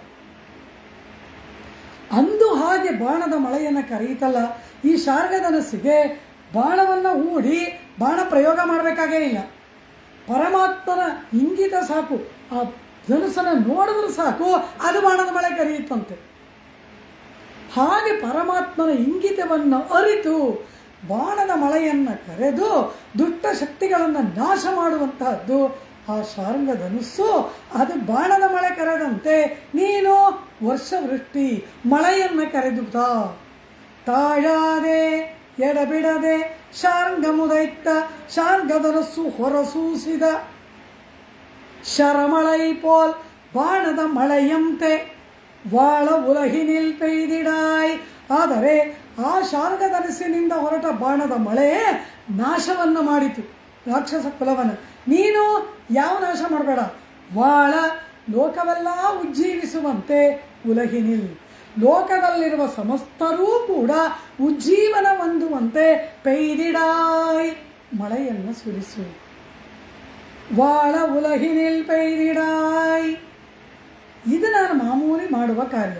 ಇದಕ್ಕಾಗೇ ಪರಮಾತ್ಮ ನನ್ನನ್ನು ಇಟ್ಟಿದ್ದಾನೆ. ನಾನು ಪರ್ಜನ್ಯನಾಗಿರುವುದೇ ಇದನ್ನು ಮಾಡೋದಕ್ಕೆ. ಆದರೆ ನಿಮಗೇನು ವಿಶೇಷನ ಮಾಡಿದಾಗಾಯಿತು? ಪರ್ಜನ್ಯ ಕೇಳ್ತಾನಂತ. ಇದು ಈ ಕಾರ್ಯ ನನ್ನದು, ಆದರೆ ನಿಮಗೆ ವಿಶೇಷವಾಗಿ ಏನಾದರೂ ಮಾಡಬೇಕಲ್ಲ. ಡಾಂಗಳಂ ಮಾರ್ಗಳಿ ನೀರಾಡ ಮಹಿಂದೆ, ನೀನು ಹಾಗೆ ಮಳೆ ಸುರಿಸಿದರೆ ಯಮುನಾ ನದಿ ಎಲ್ಲ ತುಂಬತ್ತೆ. ಆ ತುಂಬಿದ ಯಮುನಾ ನದಿಯಲ್ಲಿ ನಾವು ಕೃಷ್ಣನು ಆನಂದದಿಂದ ಜಲಕ್ರೀಡೆಯಾಡ್ತೇವೆ. ಇಷ್ಟು ಗೋಪಿಕೆಯರು ಕೃಷ್ಣನೊಡನೆ ಜಲಕ್ರೀಡೆಯಾಡುವಂತೆ ಆನಂದ ಉಂಟು ಮಾಡುವ ಭಾಗ್ಯ ನಿನ್ನದಲ್ಲವ? ಇದೇ ನೀನು ನಮಗೆ ಮಾಡೋ ಕೈಂಕರ್ಯ. ವಾಳ ಉಲಹಿನಿಲ್ ಪೆಯ್ದಿಡಾಯ್ ನಾಂಗಳಂ ಮಾರ್ಗಳಿ ನೀರಾಡ ಮಹಿಳ್ದೆ, ನಾವು ಕೂಡ ಮಹಿಳ್ದೆ ಆನಂದದಿಂದ ಜಲಕ್ರೀಡೆಯಾಡ್ತೀವಿ. ಮತ್ತೊಂದು, ಗೋಪಿಕೆಯರು ವ್ರತ ಮಾಡಿದ್ರು ಮಳೆ ಬಂತು ಅಂತ ಲೋಕದವರೆಲ್ಲ ಕೊಂಡಾಡ್ತಾರಲ್ವ, ಅದೇ ನೀನು ನಮಗೆ ಮಾಡುವ ಒಂದು ಕೈಂಕರ್ಯ. ಹೀಗೆ ನಿನಗೆ ಪ್ರಿಯವಾಗುವಂತೆ ನಾವು ಕೃಷ್ಣನು ಜಲಕ್ರೀಡೆಯಾಡ್ತೀವಲ್ಲ, ಅದು ನಿನಗೆ ಅಲಭ್ಯ ಲಾಭ. ಇದು ನಿನಗೆ ಪುರುಷಾರ್ಥವಲ್ಲವ. ಭಗವಂತನನ್ನು ಭಾಗವತರನ್ನು ಸಂತುಷ್ಟಗೊಳಿಸುವುದೇ ದೊಡ್ಡ ಕೈಂಕರ್ಯವಲ್ಲವ. ಅದೇ ನೀನು ಮಾಡುವ ಕೈಂಕರ್ಯ, ಅದೇ ನೀನು ಮಾಡುವ ಒಂದು ಸೇವೆ.